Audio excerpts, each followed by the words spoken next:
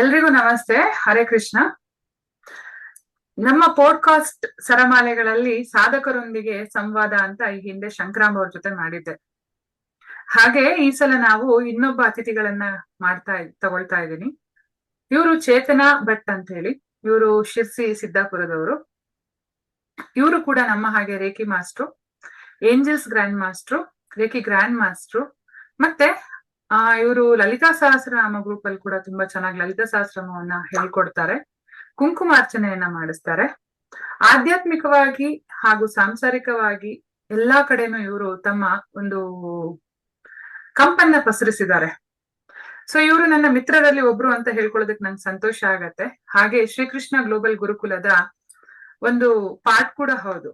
ಇವತ್ತು ನಾವು ಇವರನ್ನ ಕೆಲವೊಂದು ಪ್ರಶ್ನೆಗಳನ್ನ ಕೇಳಿ ನಿಮ್ಮ ಮನಸ್ಸನ್ನ ಸಮಾಧಾನ ಮಾಡೋದಕ್ಕೆ ಏನ್ ಬೇಕೋ ಅದನ್ನ ಕೊಡ್ತಾ ಇದ್ದೀನಿ.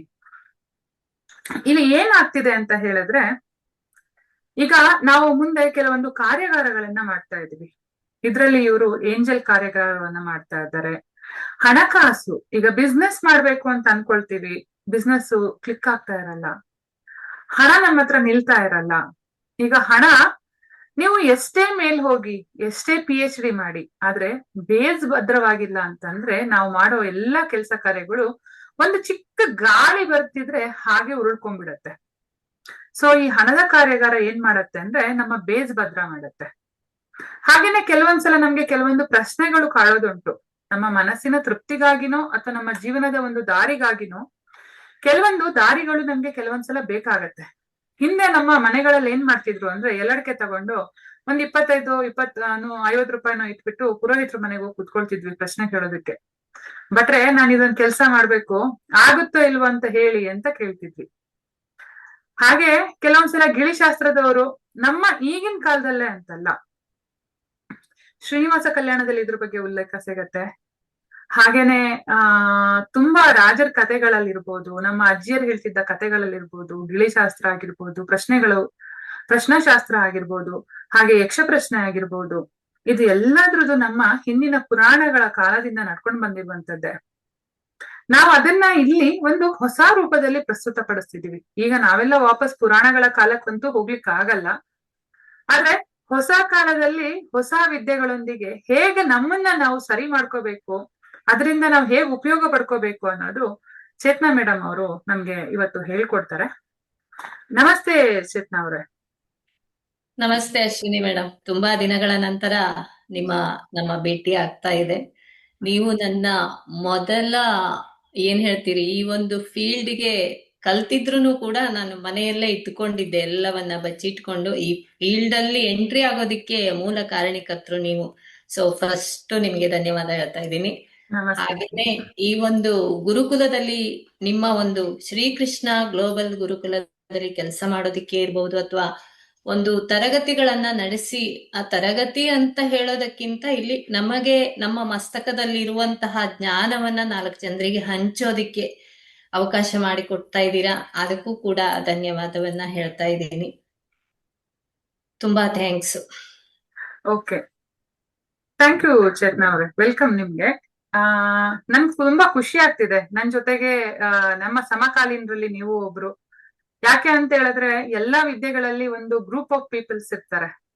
ಸೊ ಈಗ ನಾನ್ ಕೇಳ್ತಾ ಇದ್ದೀನಿ, ನೀವು ರೇಖಿ ಬಗ್ಗೆ ಜನಗಳಿಗೆ ಏನ್ ಹೇಳ್ಬೇಕು ಅಂತೀರಾ? ಕೆಲವ್ರು ಹೇಳ್ತಾರೆ ರೇಖಿ ಮಾಡಿದಾಗ ಬೇರೆಯವ್ರ ಎನರ್ಜಿ ನಮಗೆ ಅಟ್ಯಾಕ್ ಮಾಡತ್ತೆ, ಅಥವಾ ನಮ್ಗೆ ಕೆಲವೊಂದ್ಸಲ ತೊಂದರೆ ಆಗತ್ತೆ ಅಂತ ಹೇಳ್ತಾರೆ. ಆದ್ರೆ ರೇಖಿಯಲ್ಲಿ ನಮ್ಗೆ ಅದ್ರಿಂದ ನಾವು ಹೇಗ್ ಹೊರಗ್ ಬರೋದು, ಮತ್ತೆ ಅದು ನಮ್ಮನ್ನ ಯಾವ ತರ ಪ್ರೊಟೆಕ್ಟ್ ಮಾಡ್ತಾ ಇದೆ? ಯಾಕೆಂದ್ರೆ ನಾನಾಗ್ಲಿ ನೀವಾಗ್ಲಿ ಈ ರೇಖೆಯಿಂದಾನೇ ಮುಂದೆ ಬಂದಿರೋಂಥವ್ರು. ನಮಗ್ ಗೊತ್ತು ರೇಖೆ ನಮಗೆ ಯಾವ ತರ ಹೆಲ್ಪ್ ಮಾಡತ್ತೆ, ಏನ್ ಮಾಡತ್ತೆ ಅಂತ ಹೇಳಿ. ಸೊ ನಿತ್ಯ ಸಾಧನೆ ಇಲ್ದಾಗ ತೊಂದರೆ ಆಗೋದು ನಿಜ. ಯಾಕೆ ಅಂದ್ರೆ ನಿಮ್ ಕೈಗೆ ಗ್ಲೌಸ್ ಹಾಕೊಳ್ದೆ ನೀವೇನಾದ್ರೂ ಸಗಣಿ ಅಥವಾ ಏನಾದ್ರು ಮುಟ್ಟಿದ್ರೆ ಅಥವಾ ಬೇಡದರ ಒಂದು ವಸ್ತು ಮುಟ್ಟಿದ್ರೆ ಅದು ಅಂಟ್ಕೊಳ್ಳುತ್ತೆ, ನಿಜ. ಅದೇ ನೀವು ರೇಖಿ ಮಾಡ್ಕೊಂಡಾಗ ನಿಮ್ಗೆ ಯಾವ ತರ ಹೆಲ್ಪ್ ಆಗತ್ತೆ, ಇದ್ರ ಬಗ್ಗೆ ಸ್ವಲ್ಪ ಕ್ಲಾಸ್ ಅಲ್ಲಿ ಜನರುಗಳಿಗೆ ಎಲಾಬರೇಟ್ ಆಗಿ ಆನ್ಸರ್ ಮಾಡಿದ್ರೆ ಹೆಲ್ಪ್ ಆಗತ್ತೆ. ಈಗ ರೇಖಿ ಅನ್ನೋದು ಯೂನಿವರ್ಸ್ ನ ಒಂದು ಎನರ್ಜಿ, ಬ್ರಹ್ಮಾಂಡದ ಒಂದು ಶಕ್ತಿ. ಈ ಬ್ರಹ್ಮಾಂಡದಲ್ಲಿ ಅಗಾಧವಾದ ಶಕ್ತಿ ಇದೆ. ಇದು ಅನಂತ ಅಪರಿಮಿತ ಅಂತಾನೆ ಹೇಳ್ಬೋದು. ಅಂದ್ರೆ ಇದು ಸಂಪೂರ್ಣವಾಗಿ ಪರಿಪೂರ್ಣವಾಗಿರುವಂತಹ ಒಂದು ಶಕ್ತಿ ಅಂತ ಹೇಳ್ಬೋದು.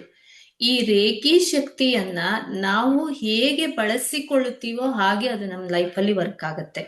ಇವತ್ತು ಅಭ್ಯಾಸ ಮಾಡೋದು, ಒಂದ್ ವಾರ ಬಿಟ್ಟು ಬಿಡೋದು, ಆಮೇಲೆ ಮಾಡೋದು, ಈ ತರ ಮಾಡಿದ್ರೆ ಅದರ ಅನುಭವ ಗೊತ್ತಾಗಲ್ಲ. ಸಿಂಪಲ್ ಆಗಿ ಹೇಳ್ಬೇಕಂದ್ರೆ ಯಾರೋ ಒಬ್ರು ನಿಮ್ಗೆ ಒಂದ್ ಲೋಟ ಹಾಲನ್ನ ಕೊಡ್ತಾರೆ, ಹಾಲು ತುಂಬಾ ಚೆನ್ನಾಗಿದೆ ಕುಡಿ ಅಂತ ಹೇಳ್ತಾರೆ. ಬಟ್ ಆ ಹಾಲಿನ ಬಣ್ಣವನ್ನ ನೋಡಿ ನೀವು ಹಾಲು ಹೇಗಿದೆ ಅಂತ ಹೇಳೋದಿಕ್ಕಾಗಲ್ಲ.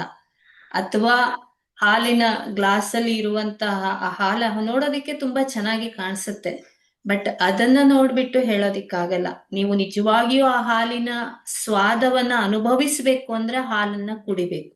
ಅದೇ ರೀತಿ ನಾನು ಎಲ್ಲಾ ರೇಖಿ ಸ್ಟೂಡೆಂಟ್ ಇರ್ಬೋದು ಅಥವಾ ರೇಖಿಯನ್ನ ಕಲಿಬೇಕು ಅನ್ನುವ ಆಸಕ್ತರಿಗಿರ್ಬೋದು, ನಾನು ಹೇಳೋದು ಅಂದ್ರೆ ಸರಿಯಾದ ಮಾರ್ಗದರ್ಶಕರಿಂದ ಈ ರೇಖಿ ದೀಕ್ಷೆಯನ್ನ ತಗೊಂಡು ದಿನನಿತ್ಯ ಒಂದೇ ಅವಧಿಯಲ್ಲಿ ನಮ್ಮನ್ನ ನಾವು ತೊಡಗಿಸಿಕೊಂಡು ಸಾಧನೆಯನ್ನ ಮಾಡಿದ್ರೆ ಖಂಡಿತ ರೇಖಿ ನಿಮಗೆ ಆನಂದ, ಆರೋಗ್ಯ, ಸುಖ, ಶಾಂತಿ, ನೆಮ್ಮದಿ ಎಲ್ಲವನ್ನ ಕೊಡತ್ತೆ. ಇದರಲ್ಲಿ ಯಾವುದೇ ಅನುಮಾನ ಇಲ್ಲ.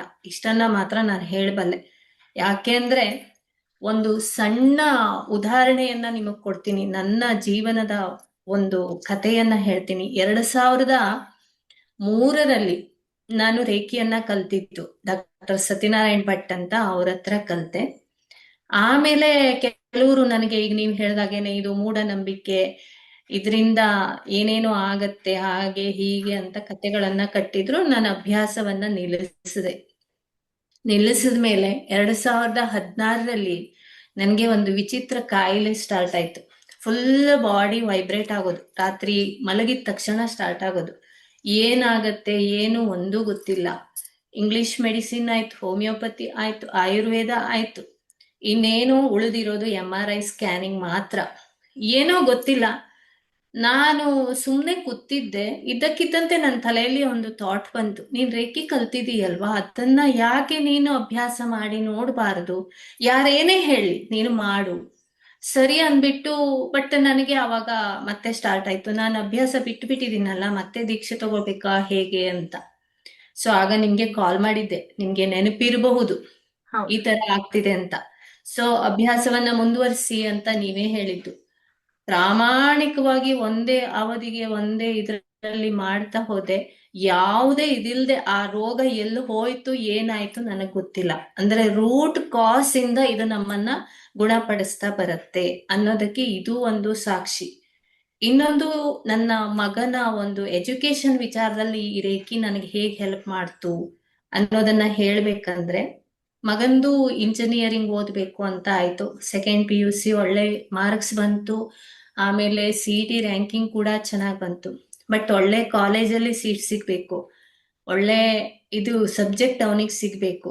ಇದು ನನ್ನ ಇಂಟೆನ್ಷನ್ ಆಗಿತ್ತು. ನನ್ನ ಮಕ್ಕಳನ್ನ ಒಳ್ಳೆ ರೀತಿ ಬೆಳೆಸ್ಬೇಕು, ಅವರನ್ನ ಒಂದು ಸ್ಟ್ಯಾಂಡ್ ಮಾಡಿಸ್ಬೇಕು ಅನ್ನೋದು ಆವಾಗ ನನಗೆ ರೇಖಿ ಹೆಲ್ಪ್ ಮಾಡ್ತು. ನೀವು ನಂಬ್ತೀರಾ ಬಿಡ್ತೀರಾ, RNSIT ಇಂಜಿನಿಯರಿಂಗ್ ಕಾಲೇಜಲ್ಲಿ ಫಸ್ಟ್ ಅವನಿಗೆ ಸಿಕ್ಕಿರೋದು ಜನರಲ್ ಸೀಟು.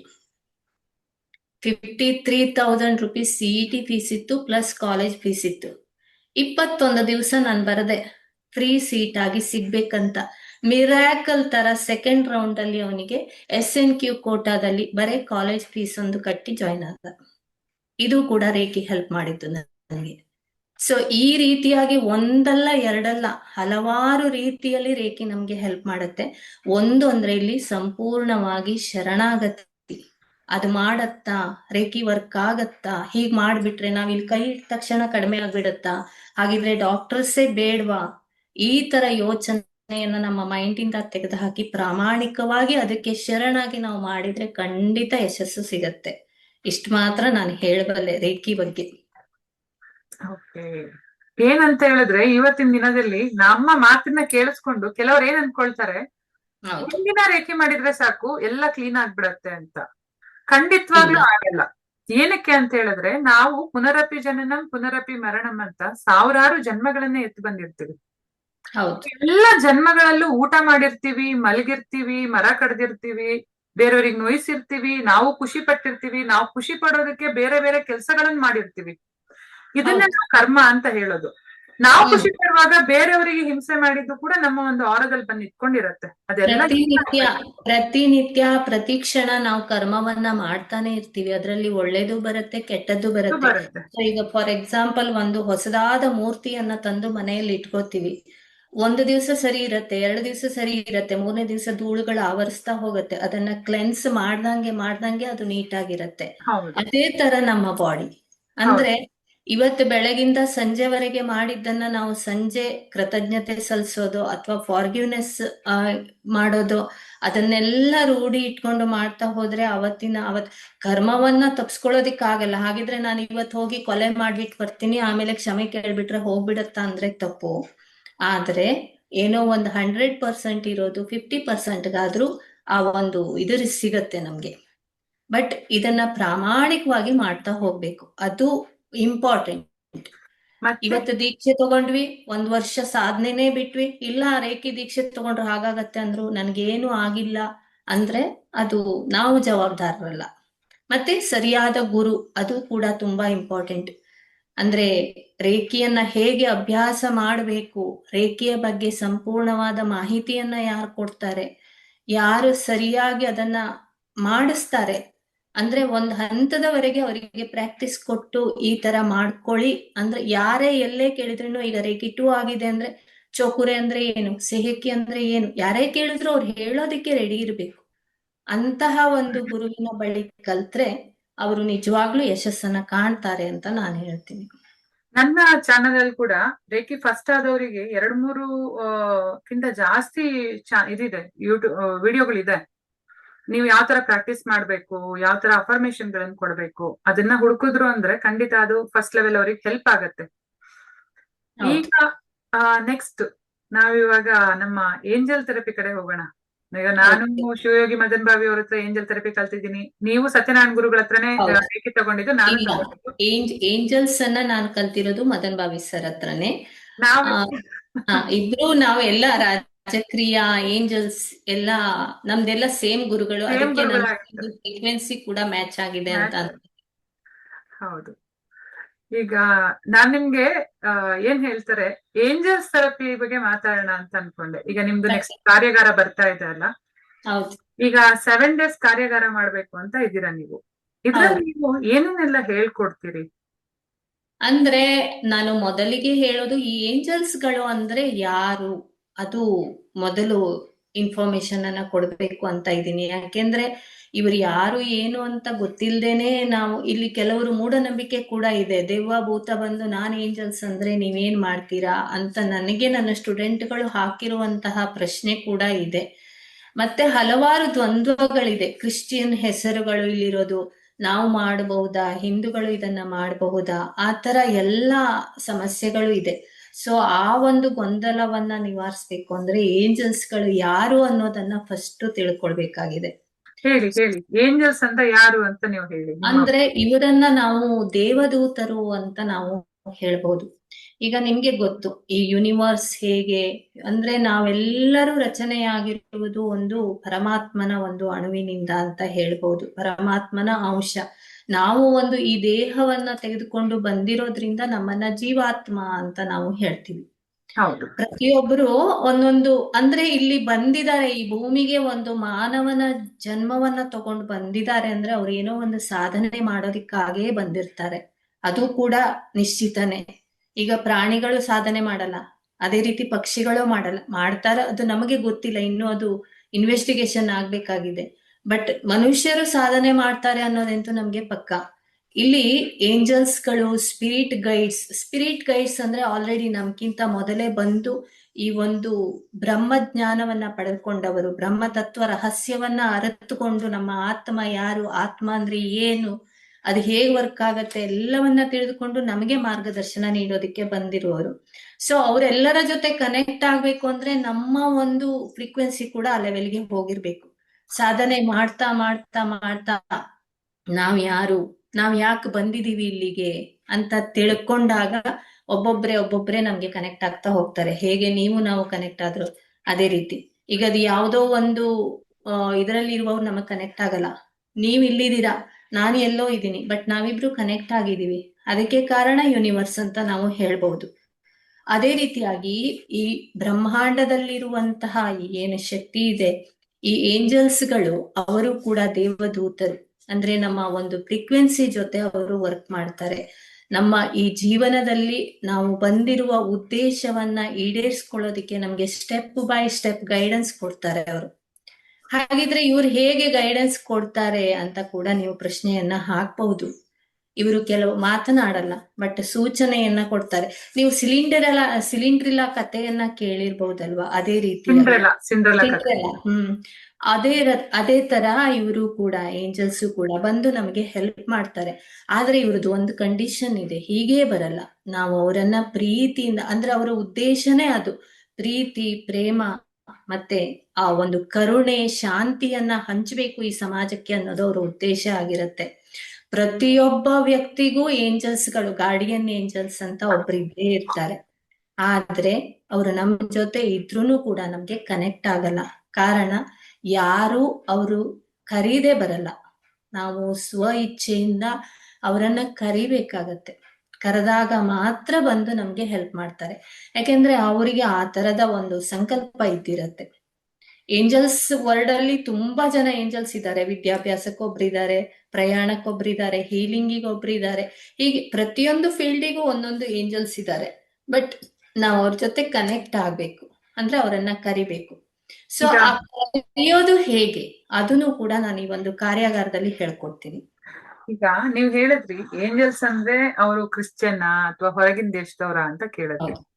ನಮ್ಮ ಹಿಂದೂ ಪುರಾಣಗಳ ಪ್ರಕಾರನು ಗಂಧರ್ವರು, ಕಿನ್ನರರು, ಹೌದು, ಪುರುಷರು ಅಂತ ಯಕ್ಷಿಣಿಗಳು, ಗಂಧರ್ವರು ಇವರೆಲ್ಲ ಬರ್ತಾರೆ. ಇವರನ್ನೇ ನಾವು ಏಂಜಲ್ಸ್ ಗಳಂತ ಏಂಜಲ್ಸ್. ಕರೀತೇವೆ. ಹೌದು. ಸೊ ಈಗ ಓಕೆ. ಈಗ ಕೆಲವೊಂದ್ಸಲ ಹೇಳ್ತಾರೆ ಏಂಜಲ್ಸ್ ನಮ್ಗೆ ಕನೆಕ್ಟ್ ಆಗಿದಾರೋ ಇಲ್ವೋ, ಇದು ಹೇಗ್ ಕಂಡುಹಿಡಿತೀವಿ?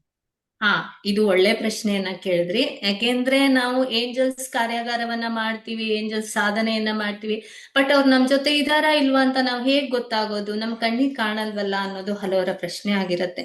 ಸೊ ನೀವು ರಾತ್ರಿ ಮಲಗಿರ್ತೀರಾ ಅಂತ ಅಂದ್ಕೊಳ್ಳಿ, ನಿಮ್ಮ ಬೆಡ್ ಪಕ್ಕದಲ್ಲಿ ಯಾವುದೋ ಒಂದು ಫೆದರ್ ಬಿದ್ದಿರೋದು, ಒಂದು ಹಕ್ಕಿಯ ಫೆದರ್ ಇರಬಹುದು, ಅಥವಾ ನೀವು ನಂಬ್ತಿರೋ ಬಿಡ್ತಿರೋ. ಒಂದ್ ದಿವಸ ಬೆಳಿಗ್ಗೆ ನಾನು ಅವಾಗ ಏಂಜಲ್ಸ್ ಧ್ಯಾನವನ್ನೆಲ್ಲ ಮಾಡುವಾಗ ಒಂದು ದಿವಸ ಹೀಗೆ ರೂಮ್ ಅನ್ನ ಕ್ಲೀನ್ ಮಾಡೋದಕ್ಕೆ ಹೋಗ್ತೀನಿ. ನನಗೆ ಆಶ್ಚರ್ಯ, ಯಾಕೆಂದ್ರೆ ರೂಮಿನ ಡೋರು ಕ್ಲೋಸ್ ಆಗಿತ್ತು, ಕಿಟಕಿನೂ ಕ್ಲೋಸ್ ಆಗಿತ್ತು, ಬಟ್ ನನ್ನ ಬೆಡ್ ಮೇಲೆ ಒಂದು ಇಷ್ಟುದ್ದ ಹಸಿರು ಕಲರ್ ಫೆದರ್ ಬಿದ್ದಿತ್ತು. ನನಗೆ ಆಶ್ಚರ್ಯ ಆಯ್ತು. ಅದು ಯಾವಾಗ ಅಂದ್ರೆ ನಾನು ಏಂಜಲ್ಸ್ ಕಲಿಯುವಾಗ. ಹಾಗೇನೆ ಮದನ್ ಭಾವಿ ಸರ್ಗೆ ಕಾಲ್ ಮಾಡಿ ಹೇಳಿದ್ದೆ. ಅವರು ತುಂಬಾ ಖುಷಿ ಪಟ್ಟಿದ್ರು, ನೀವು ಏಂಜಲ್ಸ್ ಜೊತೆ ಕನೆಕ್ಟ್ ಆಗಿದ್ದೀರಾ, ನಿಮ್ಮ ಸಾಧನೆಯನ್ನ ಮುಂದುವರಿಸಿ ಅಂತ ಹೇಳಿದ್ರು. ಹೇಳಿದ್ರಿ ನೀವು. ಹೀಗೆ ದಾರಿಯಲ್ಲಿ ಹೋಗುವಾಗ ಅಚಾನಕ್ ಆಗಿ ನಾಣ್ಯಗಳು ಸಿಗುವಂತದ್ದು, ಅಥವಾ ಏನೋ ಅಲ್ಲಿ ಏನೂ ಇರಲ್ಲ, ಬಟ್ ಏನೋ ತಂಪಾದ ಗಾಳಿ ಬೀಸಿದಾಗ ಆಗೋದು, ಅಥವಾ ಸುವಾಸನೆಯುಕ್ತ ಅಂದ್ರೆ ಏನೋ ಒಂದು ಒಳ್ಳೆ ಪರಿಮಳ ಹೀಗೆ ಬಂದು ಹೋದಂಗ ಆಗೋದು, ಇವೆಲ್ಲ, ಮತ್ತೆ ಯಾರೋ ಸ್ಪರ್ಶ ಮಾಡಿ ಹೋದಂಗ ಆಗೋದು, ಇವೆಲ್ಲ ಏಂಜಲ್ಸ್ ಗಳು ಕನೆಕ್ಟ್ ಆಗಿರುವಂತಹ ಸೂಚನೆ. ಮತ್ತೆ ಯಾವ ಜಾಗದಲ್ಲಿ ಬಟರ್ಫ್ಲೈ ಬರಲ್ವೋ ಸಾಮಾನ್ಯವಾಗಿ, ಆ ಜಾಗದಲ್ಲಿ ನೀವು ಬಟರ್ಫ್ಲೈ ಅನ್ನ ನೋಡ್ತಿದ್ದೀರಾ ಅಂದ್ರೆ, ಈಗ ನೀವು ಹೇಳಿದಾಗ ನಂಗೆ ಇನ್ನೂ ಒಂದು ಹೇಳ್ತೀನಿ. ನಾನು ಏಂಜಲ್ಸ್ ಅನ್ನ ತುಂಬಾ ನಂಬ್ತೀನಿ. ನಾನು ಏಂಜಲ್ಸ್ ಯಾವಾಗ್ಲೂ ಪ್ರೇಯರ್ ಅನ್ನ ಬಿಡಲ್ಲ. ಸೊ ನನ್ಗೆ ಈಗ ಒಂದ್ 2 ವರ್ಷದ ಹಿಂದೆ ಆಕಳು ಇರತ್ತಲ್ವಾ ಮನೇಲಿ, ನಮ್ದು ಕೃಷಿ ಆಗಿರೋದ್ರಿಂದ ಆ ಆಕಳು ಕಟ್ಕೊಂಡಿದೀವಿ. ಅದು ಹಾಲು ಕರಿಯೋದಿಕ್ ಹೋದಾಗ ಅದೇನೋ ಒಂದ್ ಸ್ವಲ್ಪ ಅದಕ್ಕೆ ತಿಂಡಿ ಏನೋ ಮಿಸ್ಟೇಕ್ ಆಯ್ತು, ಒದ್ದು ಕೆಡಗ್ ಬಿಡ್ತು ನನ್ನನ್ನ. ಬೆನ್ನೂರಿಗೆ ಏಟು ಬಿತ್ತು. ಆಮೇಲೆ ನಾನು ಪೂರ್ತಿ ಬೆಡ್ ರಿಡನ್ ಆದೆ. ಆಗ ನಾನು ಮಲ್ಕೊಂಡೆ ಪ್ರೇ ಮಾಡ್ತಿದ್ದೆ, ಏಂಜಲ್ಸ್ಗೆ ಪ್ರೇ ಮಾಡ್ತಾ ಇದ್ದೆ. ನಾನು ಇರೋದು ಅಕ್ಕನ ಮನೇಲಿ, ಸಿಟಿಯಲ್ಲಿ.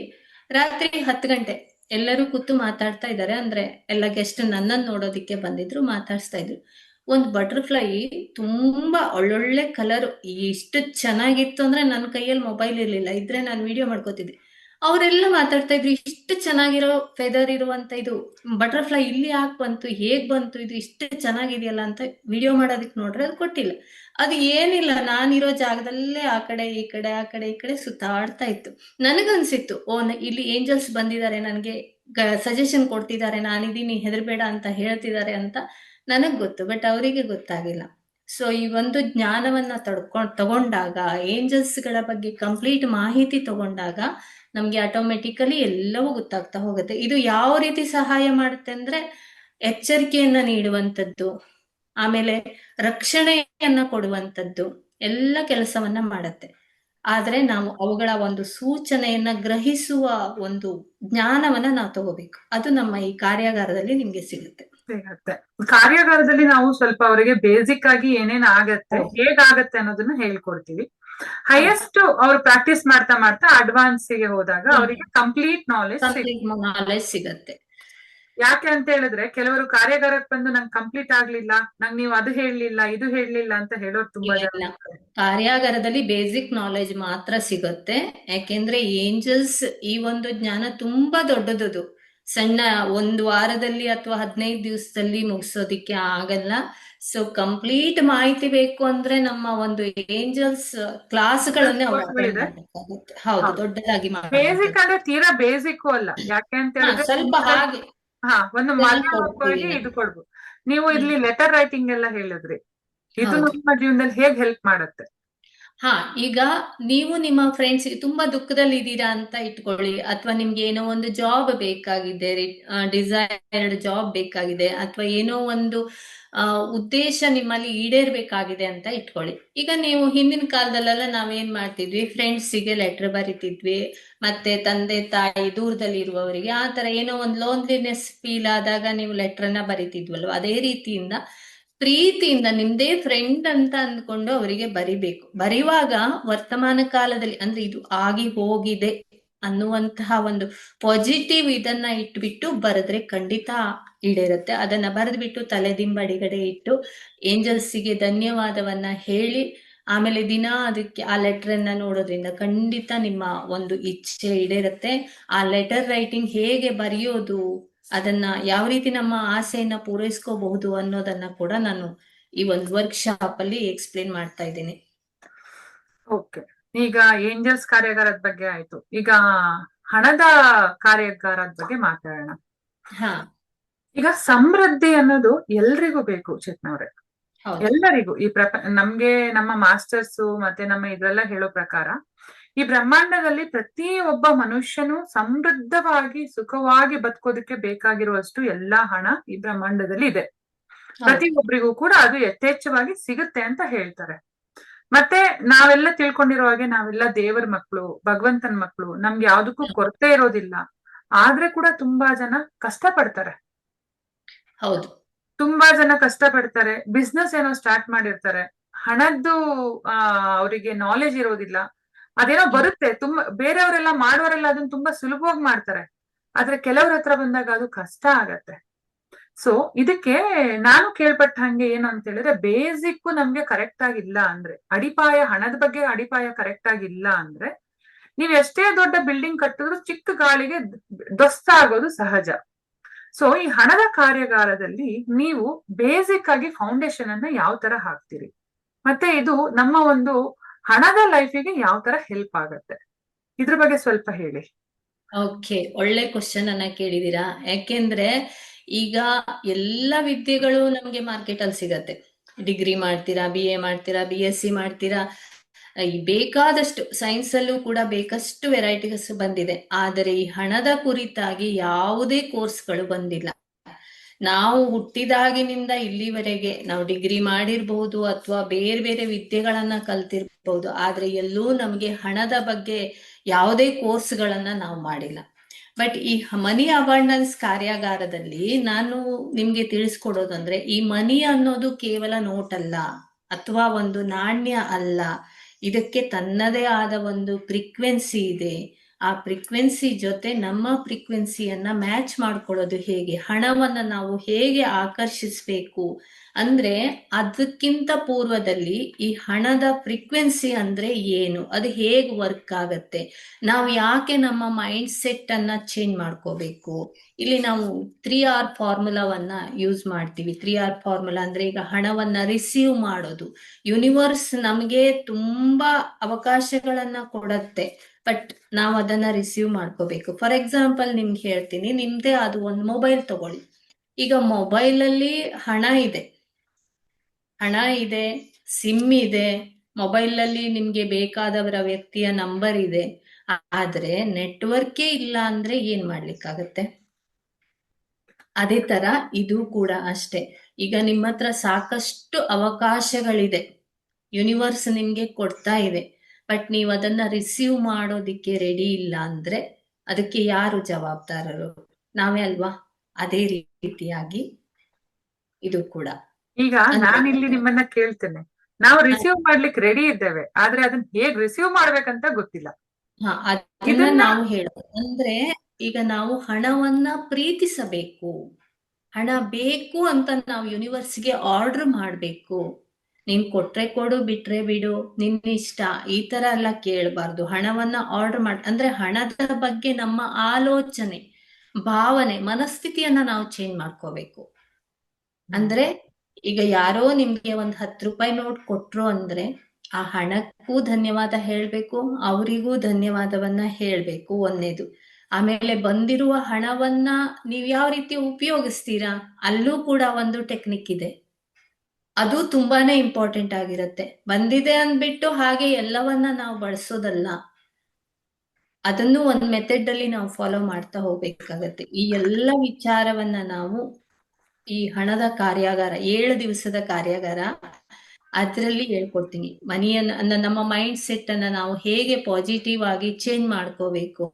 ಈಗ ಬಡವರು ಹೇಳ್ತಾ ಇರ್ತಾರೆ, ಅಯ್ಯೋ ನನಗ್ ಹಣನೇ ಇಲ್ಲ, ನನ್ನ ಹತ್ರ ದುಡ್ಡು ನಿಲ್ತಾನೆ ಇಲ್ಲ, ಲಕ್ಷ್ಮೀ ದೇವಿ ಕೃಪೆ ನನ್ನ ಮೇಲೆ ಇಲ್ಲ. ಲಕ್ಷ್ಮೀ ದೇವಿ ಆಶೀರ್ವಾದ ಮಾಡ್ತಾ ಇರ್ತಾಳೆ, ಬಟ್ ಅವಳ ಆಶೀರ್ವಾದ ಮಾಡಿ ಅವಕಾಶವನ್ನ ತೋರ್ಸಿದ್ರು ಕೂಡ ಇಲ್ಲ ಇಲ್ಲ ಇಲ್ಲ ಅಂತ ನಮ್ಮ ಮನಸ್ಸನ್ನ, ಅಂದ್ರೆ ನಮ್ಮ ಫ್ರೀಕ್ವೆನ್ಸಿಯನ್ನ ಚೇಂಜ್ ಮಾಡ್ಕೊಂಡಿದ್ದ ಅಂದ್ರೆ ಅದು ವರ್ಕ್ ಆಗಲ್ಲ. ಇದು ಲಾ ಆಫ್ ಅಟ್ರಾಕ್ಷನ್ ಮುಖಾಂತರ ನಾವು ಹೇಳೋದು. ಇದು ನಿಮ್ಗೆ ಅದು ಕತೆ ನೆನ್ಪಿರ್ಬೇಕಲ್ಲ, ಆ ತರ ಆಯ್ತು ಕತೆ. ರಾಜ ಒಬ್ಬ ಲಕ್ಷ್ಮೀದೊಂದು ಮನುಷ್ಯನಿಗೆ, ಕಥೆ ಇದೆಯಲ್ಲ, ಹಾ, ಲಕ್ಷ್ಮೀ ಅವನಿಗೆ ತಮ್ಮಂದು. ಕುಂಬಳಕಾಯಲ್ಲಿ ಹಣ ಹಾಕಿ ಕೊಡ್ತಾರೆ ರಾಜ ಮತ್ತೆ ಮಂತ್ರಿ. ಅವನು ಅದೃಷ್ಟ ಪರೀಕ್ಷೆ ಮಾಡೋಣ ಅಂತ ಇವನ್ ಏನ್ ಮಾಡ್ತಾನೆ, ರಾಜ ಕೊಟ್ಟಿದ್ ಕುಂಬಳಕಾಯಿ ಒಳಗೇನಿದೆ ಅಂತ ನೋಡಕ್ ಹೋಗ್ದೆ ಸೀದಾ ಅವನ್ ಅಂಗಡಿಗೆ ಹೋಗಿ ಮಾರ್ಬಿಟ್ಟು ಅದ್ರಲ್ಲಿ ಬಂದಿದ್ದನ್ ತಗೊಂಡ್ ಮನೆಗೆ ಹೋಗ್ತಾನೆ. ಅವನಿಗೆ ಇದನ್ನ 2ರಿಂದ 3 ಸಲ ಕೊಟ್ರುನು ರಾಜ ಏನ್ ಮಾಡಿರ್ತಾನೆ, ಅದ್ರೊಳಗಡೆ 100 ಚಿನ್ನದ ನಾಣ್ಯ ಹಾಕಿರ್ತಾನೆ. ಮನೆಗೆ ಹೋಗಿ ಹೊಡೆದಿದ್ರೆ ಅವನು ತುಂಬಾ ಶ್ರೀಮಂತ ಆಗ್ತಿದ್ದ. ಆದ್ರೆ ಅವನ್ ಏನ್ ಮಾಡ್ತಾನೆ, ಅವನ ಅಲ್ಪಜ್ಞಾನದಿಂದ ಮತ್ತೆ ಅವನಿಗೆ ಅದನ್ನ ಕಾನ್ಫಿಡೆನ್ಸ್ ಇರೋದಿಲ್ಲ, ಆ ಕಾರಣಕ್ಕೆ ಏನ್ ಮಾಡ್ತಾನೆ, ಅಂಗಡಿಗೆ ಹೋಗಿ ಮಾರ್ಬಿಟ್ಟು ಅದ್ರಲ್ಲಿ ತಗೊಳ್ತಾನೆ. ಹೌದು. ಅಲ್ವಾ? ಸೊ ಹ. ಹಾಗೆ ನಮ್ಮ ಹತ್ರ ಬರ್ತಾಳೆ, ಲಕ್ಷ್ಮಿ ಬರ್ತಾಳೆ, ಅವಳನ್ನ ನಾವ್ ಹೇಗ್ ಸ್ವೀಕಾರ ಮಾಡ್ಬೇಕು ಅನ್ನೋದು ಅದು ನಮ್ಗೆ. ತುಂಬಾ ಇಂಪಾರ್ಟೆಂಟ್. ಅಂದ್ರೆ ಹೌದು, ಇಲ್ಲಿ ಆ ಒಂದು ಅಜ್ಞಾನದ ಕೊರತೆ ನಮ್ ಜನರಲ್ಲಿ ಇದೆ. ಹಣದ ಬಗ್ಗೆ ಅಜ್ಞಾನ ಇದೆ. ಹಣ ಅಂದ್ರೆ ನಾವೇನೋ ಒಂದು ಭಯ ಕೂಡ ಇದೆ ನಮ್ಮಲ್ಲಿ. ಇದೆ. ಅದನ್ನೆಲ್ಲ ಆ, ನಿವಾರಿಸ್ಕೊಳ್ಳೋದು ಹೇಗೆ ನನ್ ಅನ್ನೋದು ಗಂಡ ನಾವು. ಒಂದ್ ಕತೆ ಹೇಳ್ತಾರೆ, ರಿಯಲ್ ಲೈಫ್ ಕತೆ, ಇತ್ತೀಚೆಗೆ ನಡೆದಿದ್ದು. ಅವ್ರ ಗಂಡ ಹೆಂಡತಿ ಇಬ್ರು ಏನ್ ಮಾಡ್ತಿದ್ರು ಅಂತ ಹೇಳಿದ್ರೆ, ಈ ಗುಜರಿ ಸಾಮಾನ್ ಇದೆಯಲ್ಲ ಅದನ್ನ ಇದು ಮಾಡ್ತಿದ್ರಂತೆ, ಏನು, ಸೇಲ್ ಮಾಡೋದು. ಸೇಲ್ ಅಲ್ಲ, ಪರ್ಚೇಸ್ ಮಾಡ್ತಿದ್ರು, ಗುಜರಿ ಸಾಮಾನ್ ತಗೊಳಕ್ ಹೋಗ್ತಿದ್ರು. ಹಾ. ಅವರು ಇದೇ ತರ ನಾವು ಏನ್ ಮಾಡ್ತೀವಿ ಅಂತ ಹೇಳಿದ್ರೆ, ಅವರು ಹೆಂಗಸರನ್ನ ಬೈವಾಗ ಹೇಳ್ತಾರೆ, ಹೆಂಗಸರನ್ನ ಅಂದ್ರೆ ನಾವೇನಾದ್ರೂ ಅಧಿಕ ಪ್ರಸಂಗ ಮಾತಾಡಿದ್ರೆ, ಆ ಅಂದ್ರೆ ಲೇಡೀಸ್ ನ ಬೈಯಲ್ಲ ಅವರು ಆಕ್ಚುಲಿ. ಆ ಅಂದ್ರೆ ಸ್ವಲ್ಪ ಏನಾದ್ರೂ ನಾವು ಬೇಡದಿರೋ ವಿಚಾರಕ್ಕೆ ತಲೆ ಹಾಕಿದಾಗ ಅವ್ರು ಹೇಳ್ತಾರೆ, ಅವನು ಒಂದು ಡಬ್ಬ ಇತ್ತಂತೆ, ಆ ಡಬ್ಬದಲ್ಲಿ ಅವನು ನಾರ್ಮಲ್ ರೇಟಿಗೆನೆ ಇದು ಹಾಕಿ ಅದ್ ತಗೊಂಡಿದ್ದಾನೆ. ಆದ್ರೆ ಅವನ್ ಹೆಂಡತಿಗೇನು ಆ ಡಬ್ಬದಲ್ಲಿ ಏನೋ ಬೇಡದೆ ಇರೋದ್ ಕಲ್ ತುಂಬಿದ್ರೆ ಏನ್ ಮಾಡೋದು, ನನ್ ಗಂಡ ಜಾಸ್ತಿ ದುಡ್ಡು ಕೊಡ್ತಾನಲ್ಲ ಅಂತ ಹೇಳಿ ಅವ್ ಎಷ್ಟು ಹೇಳಿದ್ರು ಕೇಳದೆ ಆ ಓನರ್ ಎದುರುಗಡೆನೆ ಓಪನ್ ಮಾಡ್ತಾಳಂತೆ. ಓಪನ್ ಮಾಡಿದ್ರೆ ಅದ್ರಲ್ಲಿ ಫುಲ್ ಆಫ್ ಗೋಲ್ಡ್ ಇರುತ್ತಂತೆ. So, ಅದೇ ತರ. ಹೌದು. ನಾವು ಏನ್ ಮಾಡ್ತೀವಿ ಅಂತ ಹೇಳಿದ್ರೆ, ಕೆಲವೊಂದ್ಸಲ ನಮ್ಮ ಹತ್ರ ಹಣ ಬಂದ್ರು ಕೂಡ ಅದನ್ನ ಬಿಟ್ಕೊಡ್ತೀವಿ. ಹೌದು. ಸೊ ಮತ್ತೆ ಇಲ್ಲಿ ಹಣದ ಮ್ಯಾನೇಜ್ಮೆಂಟ್ ಏನಿದೆ ಅದು ತುಂಬಾನೇ ಇಂಪಾರ್ಟೆಂಟ್ ಆಗತ್ತೆ. ಹಣವನ್ನ ಬಂದಿದ್ದನ್ನ ನಾವು ಯಾವ್ದಕ್ ಉಪಯೋಗಿಸ್ಬೇಕು, ಹೇಗೆ ಉಪಯೋಗಿಸ್ತೀವಿ ಅನ್ನೋದು ಕೂಡ ತುಂಬಾ ಇಂಪಾರ್ಟೆಂಟ್ ಆಗತ್ತೆ. ಹೌದು, ನಮ್ಮ ಲೈಫ್ ಅಲ್ಲಿ ಹಣಕ್ಕೆ ಅದು ಬರುವಾಗ ನಮಗೆ ಅದು ಕೆಲವೊಂದು ಸಿಗ್ನಲ್ ಕೊಡತ್ತೆ.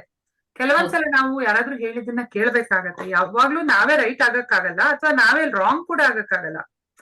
ಆದ್ರೆ ಅದು ಹಣ ಬರುವಾಗ ತೋರ್ಸುತ್ತೆ, ನಾನು ಬಂದಿದ್ದೀನಿ. ಸ್ವಲ್ಪ ಅದು ಹಣ ಕೂಡ ವೆಯ್ಟ್ ಅಲ್ವಾ ಯಾವಾಗ್ಲೂ, ಬಂಗಾರ ಹೌದು. ಬೆಳ್ಳಿ ಹಣ ಮತ್ತೆ ಎಲ್ಲ ಇಲ್ಲಿ ವೆಯ್ಟ್. ಎಲ್ಲದಕ್ಕೂ ನಾವು ಕರ್ಮ ಕರ್ಮ ಕರ್ಮ ಅಂತ ಹೇಳ್ಬಿಡ್ತೀವಿ. ಎಲ್ಲವೂ ಕರ್ಮ ಆಗಿರಲ್ಲ. ಆಗಿರೋದು ಕೆಲವೊಂದು ಕರ್ಮನೂ ಸ್ವಯಂಕೃತ ಇರತ್ತೆ, ಅಪರಾಧ ಇಲ್ಲ ಕೂಡ ಮಾಡುತ್ತೆ. ಅಂತಲ್ಲ. ಬಟ್ ನಮ್ಮ ಅಜ್ಞಾನ, ಭಯ ಇದು ಕೂಡ ಇಲ್ಲಿ ಕೆಲಸ ಮಾಡತ್ತೆ. ಅದನ್ನ ಹೋಗದಾಡಿಸ್ಕೊಂಡ್ರೆ ಕರ್ಮ ಇರತ್ತೆ, ಇಲ್ಲ ಅಂತ ಹೇಳಲ್ಲ ನಾನು. ಕರ್ಮದಿಂದ ತಪ್ಪಿಸ್ಕೊಳ್ಳೋದಿಕ್ಕೆ ಯಾರಿಂದನೂ ಸಾಧ್ಯ ಇಲ್ಲ. ಆದ್ರೆ ಇವೆಲ್ಲವನ್ನ ಅಳವಡಿಸ್ಕೊಳ್ತಾ ಬಂದ ಹಾಗೆ ನಾವು ಸ್ವಲ್ಪ ಇಂಪ್ರೂವ್ಮೆಂಟ್ ಅಂತೂ ಖಂಡಿತ ಖಂಡಿತ ಕಾಣ್ತೀವಿ. ಕಾಣ್ತೀವಿ. ಹೌದು. ಮತ್ತೆ ಚೇತನ ಅವ್ರೆ, ಹಿಂದೆ ಎಲ್ಲ ಏನ್ ಮಾಡ್ತಿದ್ರು ಅಂದ್ರೆ ಭಟ್ರ ಮನೆಗೆ ಹೋಗ್ತಿದ್ರು. ಎಲಾಡಿಕೆ ಹಿಡ್ಕೊಂಡು ₹1 ಒಂದ್ ಹೌದು ₹5 ₹100 ಇಟ್ಟು, ಭಟ್ರ ಈ ಕೆಲಸ ಮಾಡಿದ್ರೆ ಆಗುತ್ತೋ ಇಲ್ವೋ ಹೇಳಿ ಅಂತ ಹೇಳ್ತಿದ್ರು. ನಮ್ಮ ದಕ್ಷಿಣ ಕನ್ನಡ, ಉತ್ತರ ಕನ್ನಡದಲ್ಲೆಲ್ಲ ಕಾಮನ್. ಈವನ್ ಬೆಂಗಳೂರು, ಮೈಸೂರಲ್ಲೂ ಹಿಂದೆ ಅದು ಪದ್ಧತಿ ಇತ್ತು. ಈಗ ಏನಂತ ಹೇಳಿದ್ರೆ ಕಾಲ ಬದಲಾಗಿದೆ. ನಾವೆಲ್ಲ ಹೌದು ಯಾವ ತರ ಬಂದ್ಬಿಟ್ಟಿದೀವಿ ಅಂದ್ರೆ, ಈ ಹಿಂದೆ ಜೀತದಾಳುಗಳು ಮನಸ್ಥಿತಿ ಇತ್ತಲ್ಲ, ಆ ಮನಸ್ಥಿತಿಗೆ ಬಂದ್ಬಿಟ್ಟಿದೀವಿ. ಹಿಂದೆ ಹೌದು ಮನೇಲಿ ಒಂದು ಕೆಲಸ ಮಾಡಿದ್ರೆ ಅವನ ಅಪ್ಪನು ಅಲ್ಲೇ ಕೆಲಸ ಮಾಡೋದು, ಮಗನು ಅದೇ ಮನೇಲಿ ಕೆಲಸ ಮಾಡೋದು, ಅವ್ರು ಹುಟ್ಟಿದ ಮಕ್ಳು ಅಲ್ಲೇ ಕೆಲಸ ಮಾಡೋದು. ಇದು ಜೀತದ ಪದ್ಧತಿ ಇತ್ತು. ಆದ್ರೆ ಹೌದು ಇವಾಗ ಯಾವ ತರ ಮಾಡಿದಾರೆ ಅಂದ್ರೆ ಮಾಡರ್ನ್ ಜೀತದ ಪದ್ಧತಿ ಮಾಡಿಸಿದ್ದಾರೆ.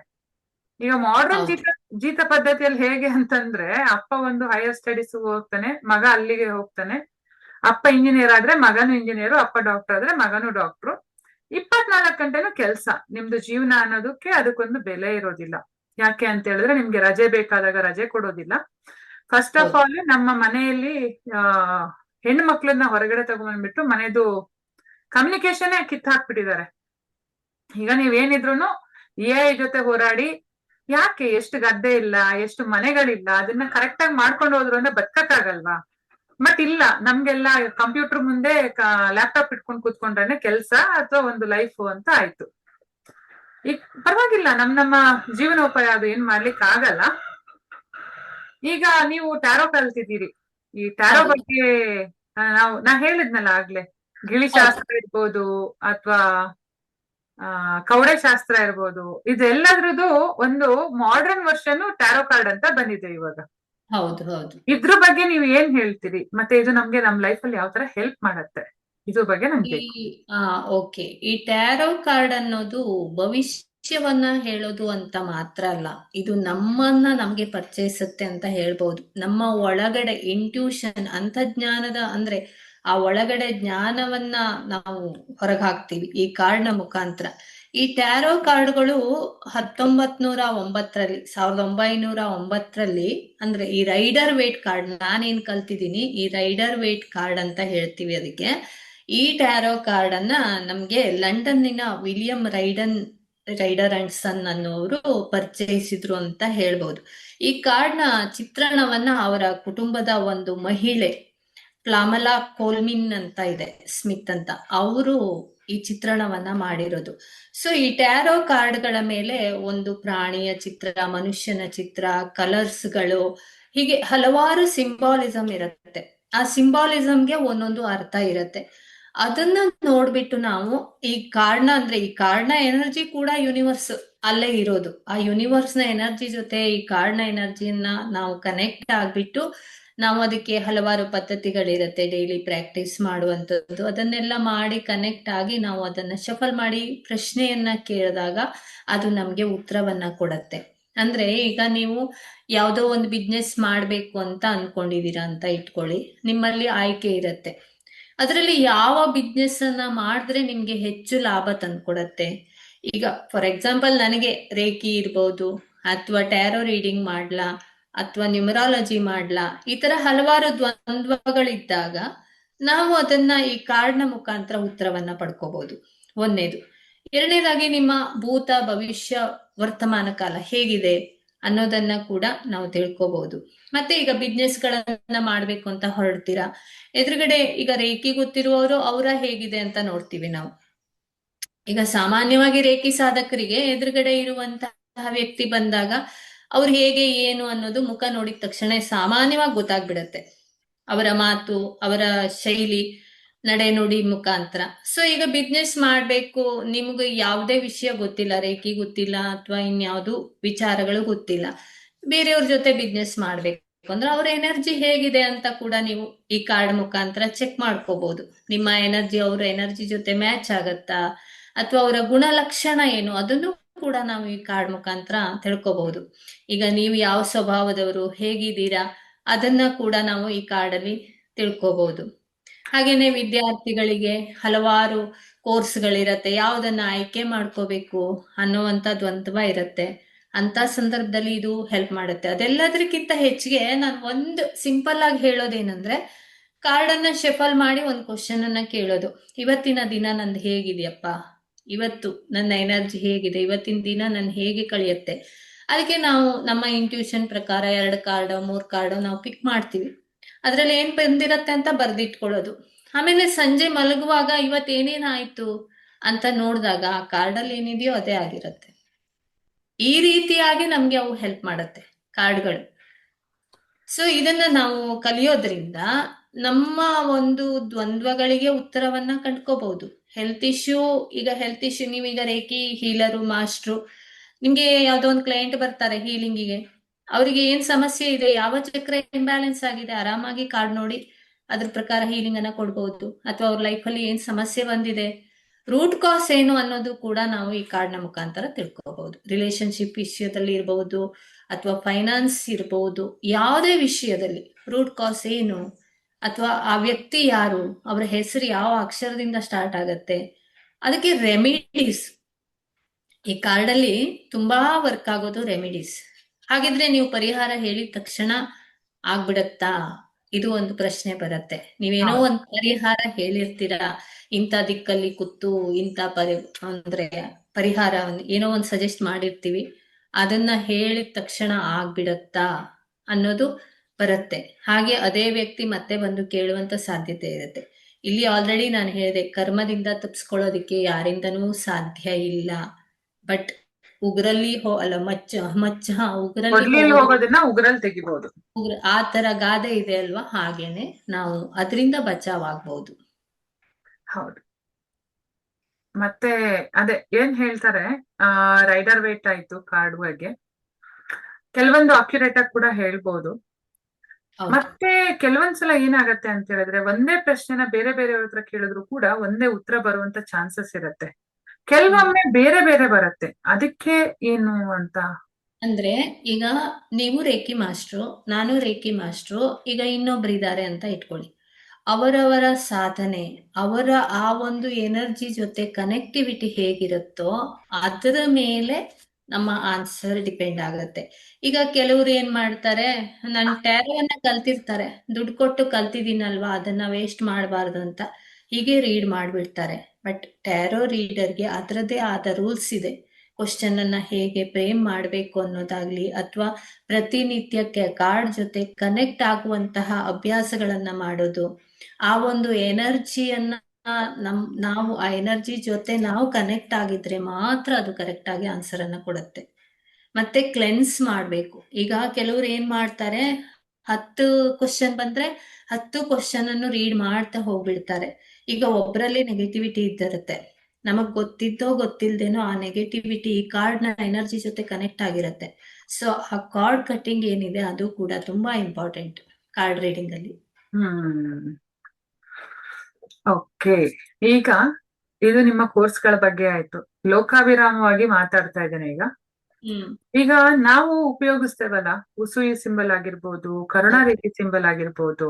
ಈಗ ನಾವೀಗ ಹಣದ ಕಾರ್ಯಾಗಾರ ಆದ್ಮೇಲೆ ಅದ್ರದ್ದು ಅಡ್ವಾನ್ಸ್ ಅಂತೇಳಿ ನಾವು ಮನಿ ರೇಖಿಗೆಲ್ಲ ಹೋಗ್ತೀವಿ.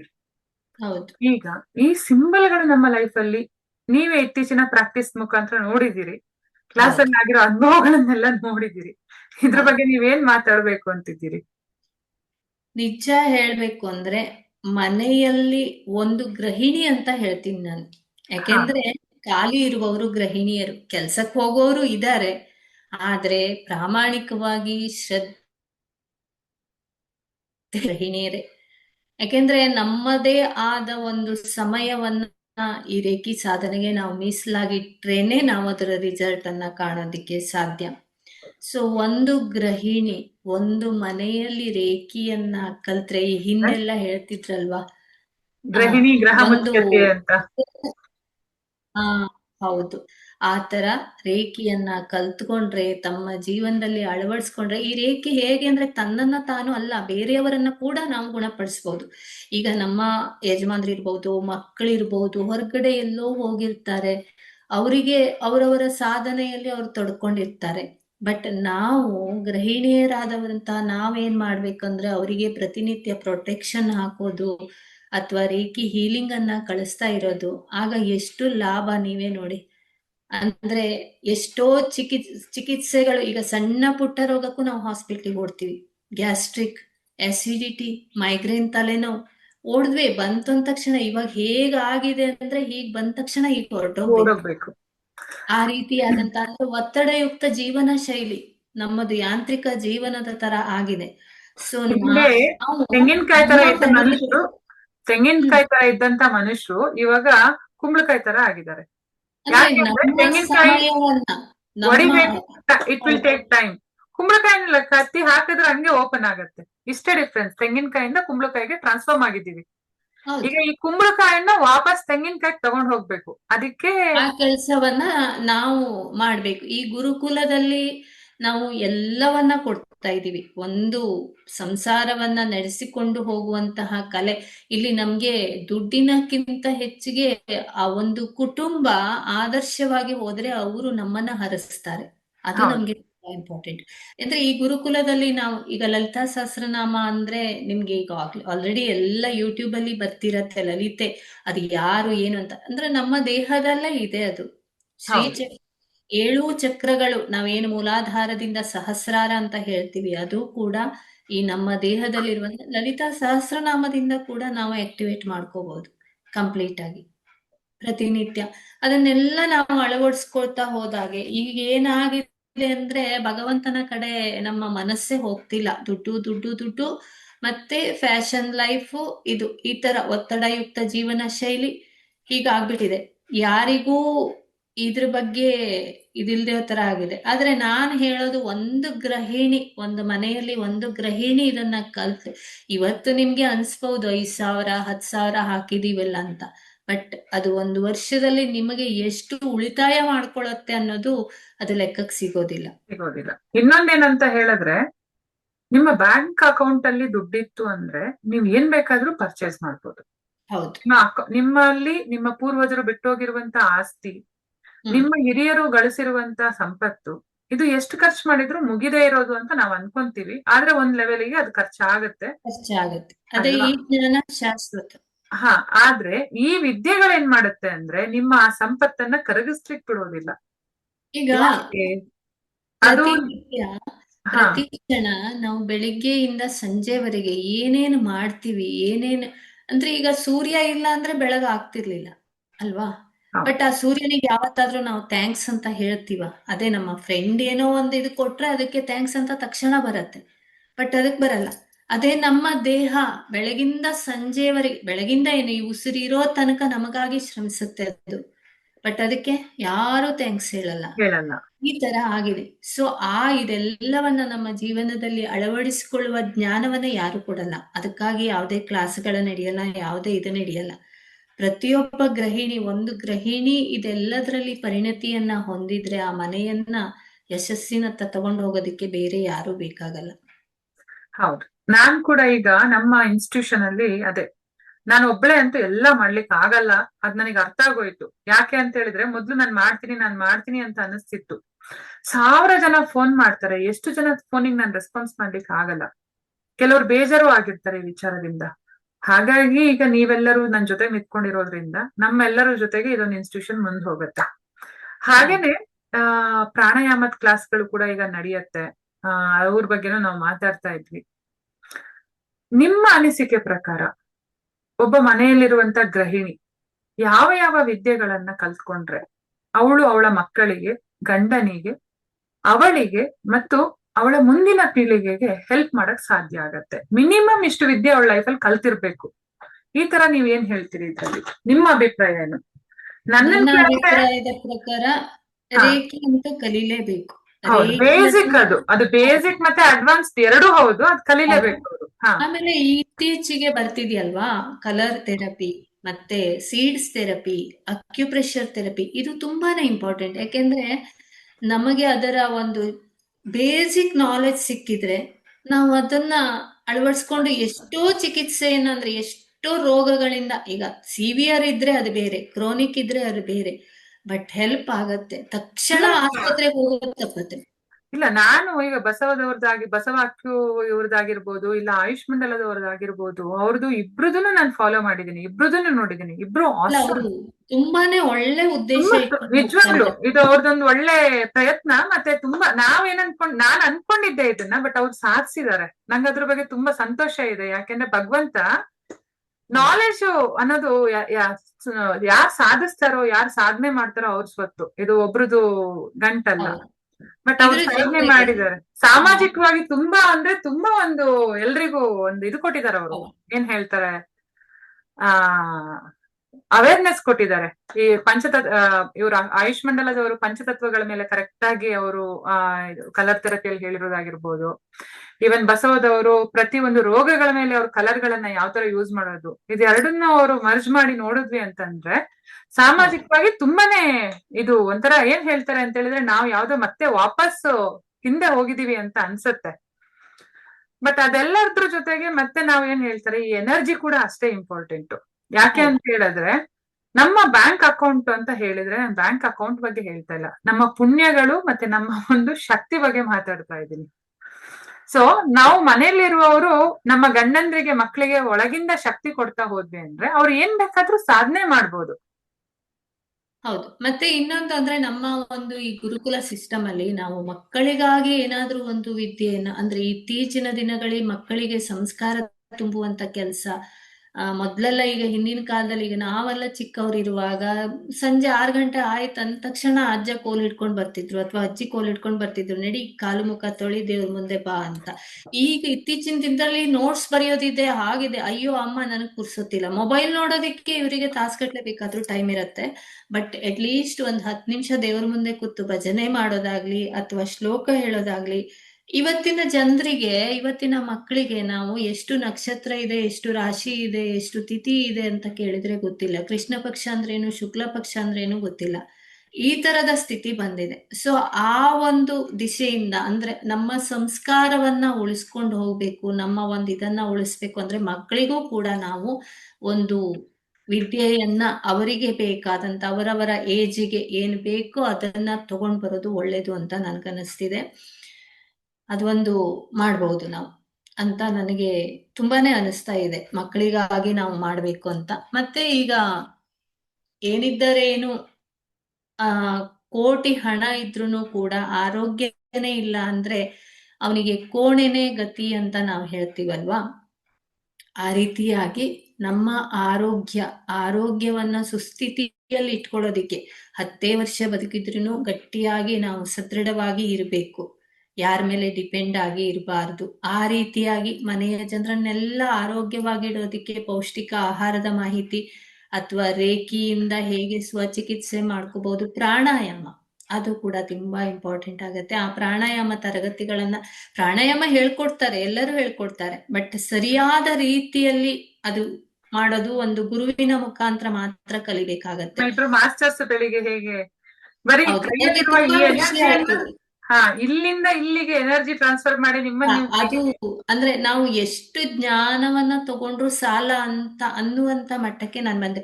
ನಮ್ಮಲ್ಲಿ ಇರತ್ತೆ, ನಮ್ಮ ಹತ್ರ ಎಷ್ಟು ಜ್ಞಾನ ಇದೆ, ಇದೆಲ್ಲ ಯಾಕೆ ಮತ್ತೆ ಅಂತ. ಬಟ್ ಇಲ್ಲ, ನಾನು ಪ್ರಾಣಾಯಾಮಗಳನ್ನೆಲ್ಲ ಕಲ್ತಿದ್ದೆ, ಬಟ್ ಸರಿಯಾದ ವೇದಲ್ಲಿ ಗುರುಮುಖೇನ ಅಂತ ಹೇಳೋದು ಇದಕ್ಕೆ ಅಂತ ನನಗೆ ಗೊತ್ತಾಯ್ತು. ಇವತ್ತು ಬೆಳಗ್ಗೆ ನಿಮ್ಮ ತರಗತಿ ಅಟೆಂಡ್ ಮಾಡಿದ್ಮೇಲೆ ನಂಗೆ ತುಂಬಾನೇ ಖುಷಿ ಆಯ್ತು. ಯಾಕೆಂದ್ರೆ ಅವರು ವಯೋವೃದ್ಧರೇ ಅಲ್ವಾ, ಆದ್ರೆ ತುಂಬಾ ಚೆನ್ನಾಗಿ ಎಕ್ಸ್ಪ್ಲೇನ್ ಮಾಡಿದ್ದಾರೆ, ನಮ್ಗೆ ಅರ್ಥ ಆಗೋ ರೀತಿಯಲ್ಲಿ ಹೇಳ್ಕೊಟ್ರು. ಅಂದ್ರೆ ಅದೇ ಬೆರಳು ಟಚ್ ಮಾಡಿದಾಗ ಎನರ್ಜಿ, ಅದು ನಂಗೆ ಆಶ್ಚರ್ಯ ಆಗೋಯ್ತು. ಮತ್ತೆ ಫೀಲ್ ಮಾಡೋದಕ್ಕೆ ಹೇಳಿದ್ರಲ್ವಾ, ಅದು ನಂಗೆ ತುಂಬಾ, ಅಂದ್ರೆ ಆ ಎನರ್ಜಿನ ನಾನು ಫೀಲ್ ಮಾಡಿದೆ. ಹಾಗಾಗಿ ಖಂಡಿತ ಇದನ್ನ ಮಾಡ್ಬೋದು ಅಂತ ಕೂಡ ನನಗೆ ಅನಿಸ್ತು. ಹಾಗೆ ಕ್ರಿಸ್ಟಲ್ಸ್ಗಳು ನಮ್ಮ ಲೈಫ್ ಅಲ್ಲಿ ಹೇಗೆ ಹೆಲ್ಪ್ ಮಾಡುತ್ತೆ ಅನ್ನೋದು ಕೂಡ. ಕ್ರಿಸ್ಟಲ್ಗಳು ನಾವ್ ಯಾವತ್ತೂ ಮರ್ತಿಲ್ಲ ಚೇತನ ಅವ್ರೆ. ಕ್ರಿಸ್ಟಲ್ಗಳು ನಾವು ಹಾಕೊಳ್ಳೋ ಓಲೆಯಿಂದ ಹಿಡಿದು, ಮೂಗುತಿಯಿಂದ ಹಿಡಿದು, ತಾಳಿಯಲ್ಲಿ ಹವಳ ಇರೋದ್ರಿಂದ ಹಿಡಿದು ಎಲ್ಲ ಅದು ಯಾವಾಗ್ಲೂ ಇದ್ದೇ ಇದೆ. ಬಟ್ ಅದ್ರ ಬಗ್ಗೆ ಮಾಹಿತಿ ಇಲ್ಲ ಅಷ್ಟೇ, ಜ್ಞಾನದ ಕೊರತೆ ಇದೆ. ಅಂದ್ರೆ ಯಾವ ಸಮಸ್ಯೆಗೆ ಯಾವ ಬಣ್ಣದ ಕ್ರಿಸ್ಟಲ್ ಅನ್ನ ಬಳಸ್ಬೇಕು, ಯಾವ ಸಮಸ್ಯೆಗೆ ಅದನ್ನ ಎಲ್ಲಿ ಹೇಗ್ ಬಳಸ್ಬೇಕು ಅನ್ನೋ ಜ್ಞಾನದ ಕೊರತೆ ಇದೆ. ಈಗ ಹಣ ಜಾಸ್ತಿ ಆಗಿದೆ ಅಂತ ಕಾಲಿಗೆ ಬಂಗಾರ ಹಾಕ್ಲಿಕ್ಕೆ ಶುರು ಮಾಡಿದ್ದಾರೆ. ಹೌದು, ಅದನ್ನ ಹಾಕ್ಬೇಕಾ ಹಾಕ್ಬಾರ್ದ ಅನ್ನೋದು ಈ ಕ್ರಿಸ್ಟಲ್ ಥೆರಪಿ ಪ್ರಾಪರ್ ಆಗಿ ಹೋಯ್ತು ಅಂತ ಹೇಳಿದ್ರೆ. ಬಂಗಾರ ಮೇಲ್ ಯಾಕೆ ಹಾಕ್ಬೇಕು ಅಂದ್ರೆ ಅಗ್ನಿ ತತ್ವವನ್ನ ಹೊಂದಿದೆ. ಬೆಳ್ಳಿ ಯಾಕೆ ಕೆಳಗ್ ಹಾಕ್ಬೇಕು ಅಂದ್ರೆ ಅದು ಶೀತಲತ್ವವನ್ನ ಹೊಂದಿದೆ. ಆದ್ರೆ ನಂಗೆ ಹಣ ಜಾಸ್ತಿ ಆಗಿದೆ ಅಂತ ಕಾಲಿಗೂ ಬಂಗಾರ ಹಾಕಿದ್ರೆ ಕಾಲುಗಳು ಬೇಗ ಪ್ರಾಬ್ಲಮ್ ಮಾಡತ್ತೆ. ಬಂಗಾರದ್ದು ಗುಣ ಏನು, ಅದು ಅಗ್ನಿ ಜ್ವಲಿಸುವಂತದ್ದು. ಯಾವತ್ತೋ ಒಂದಿನ ಹಾಕಿದ್ರೆ ಪರವಾಗಿಲ್ಲ, ಆದ್ರೆ ಅದೇ ರೆಗ್ಯುಲರ್ ಮಾಡ್ಕೊಂಡ್ರು ಅಂದ್ರೆ ಕಷ್ಟ ಆಗತ್ತೆ.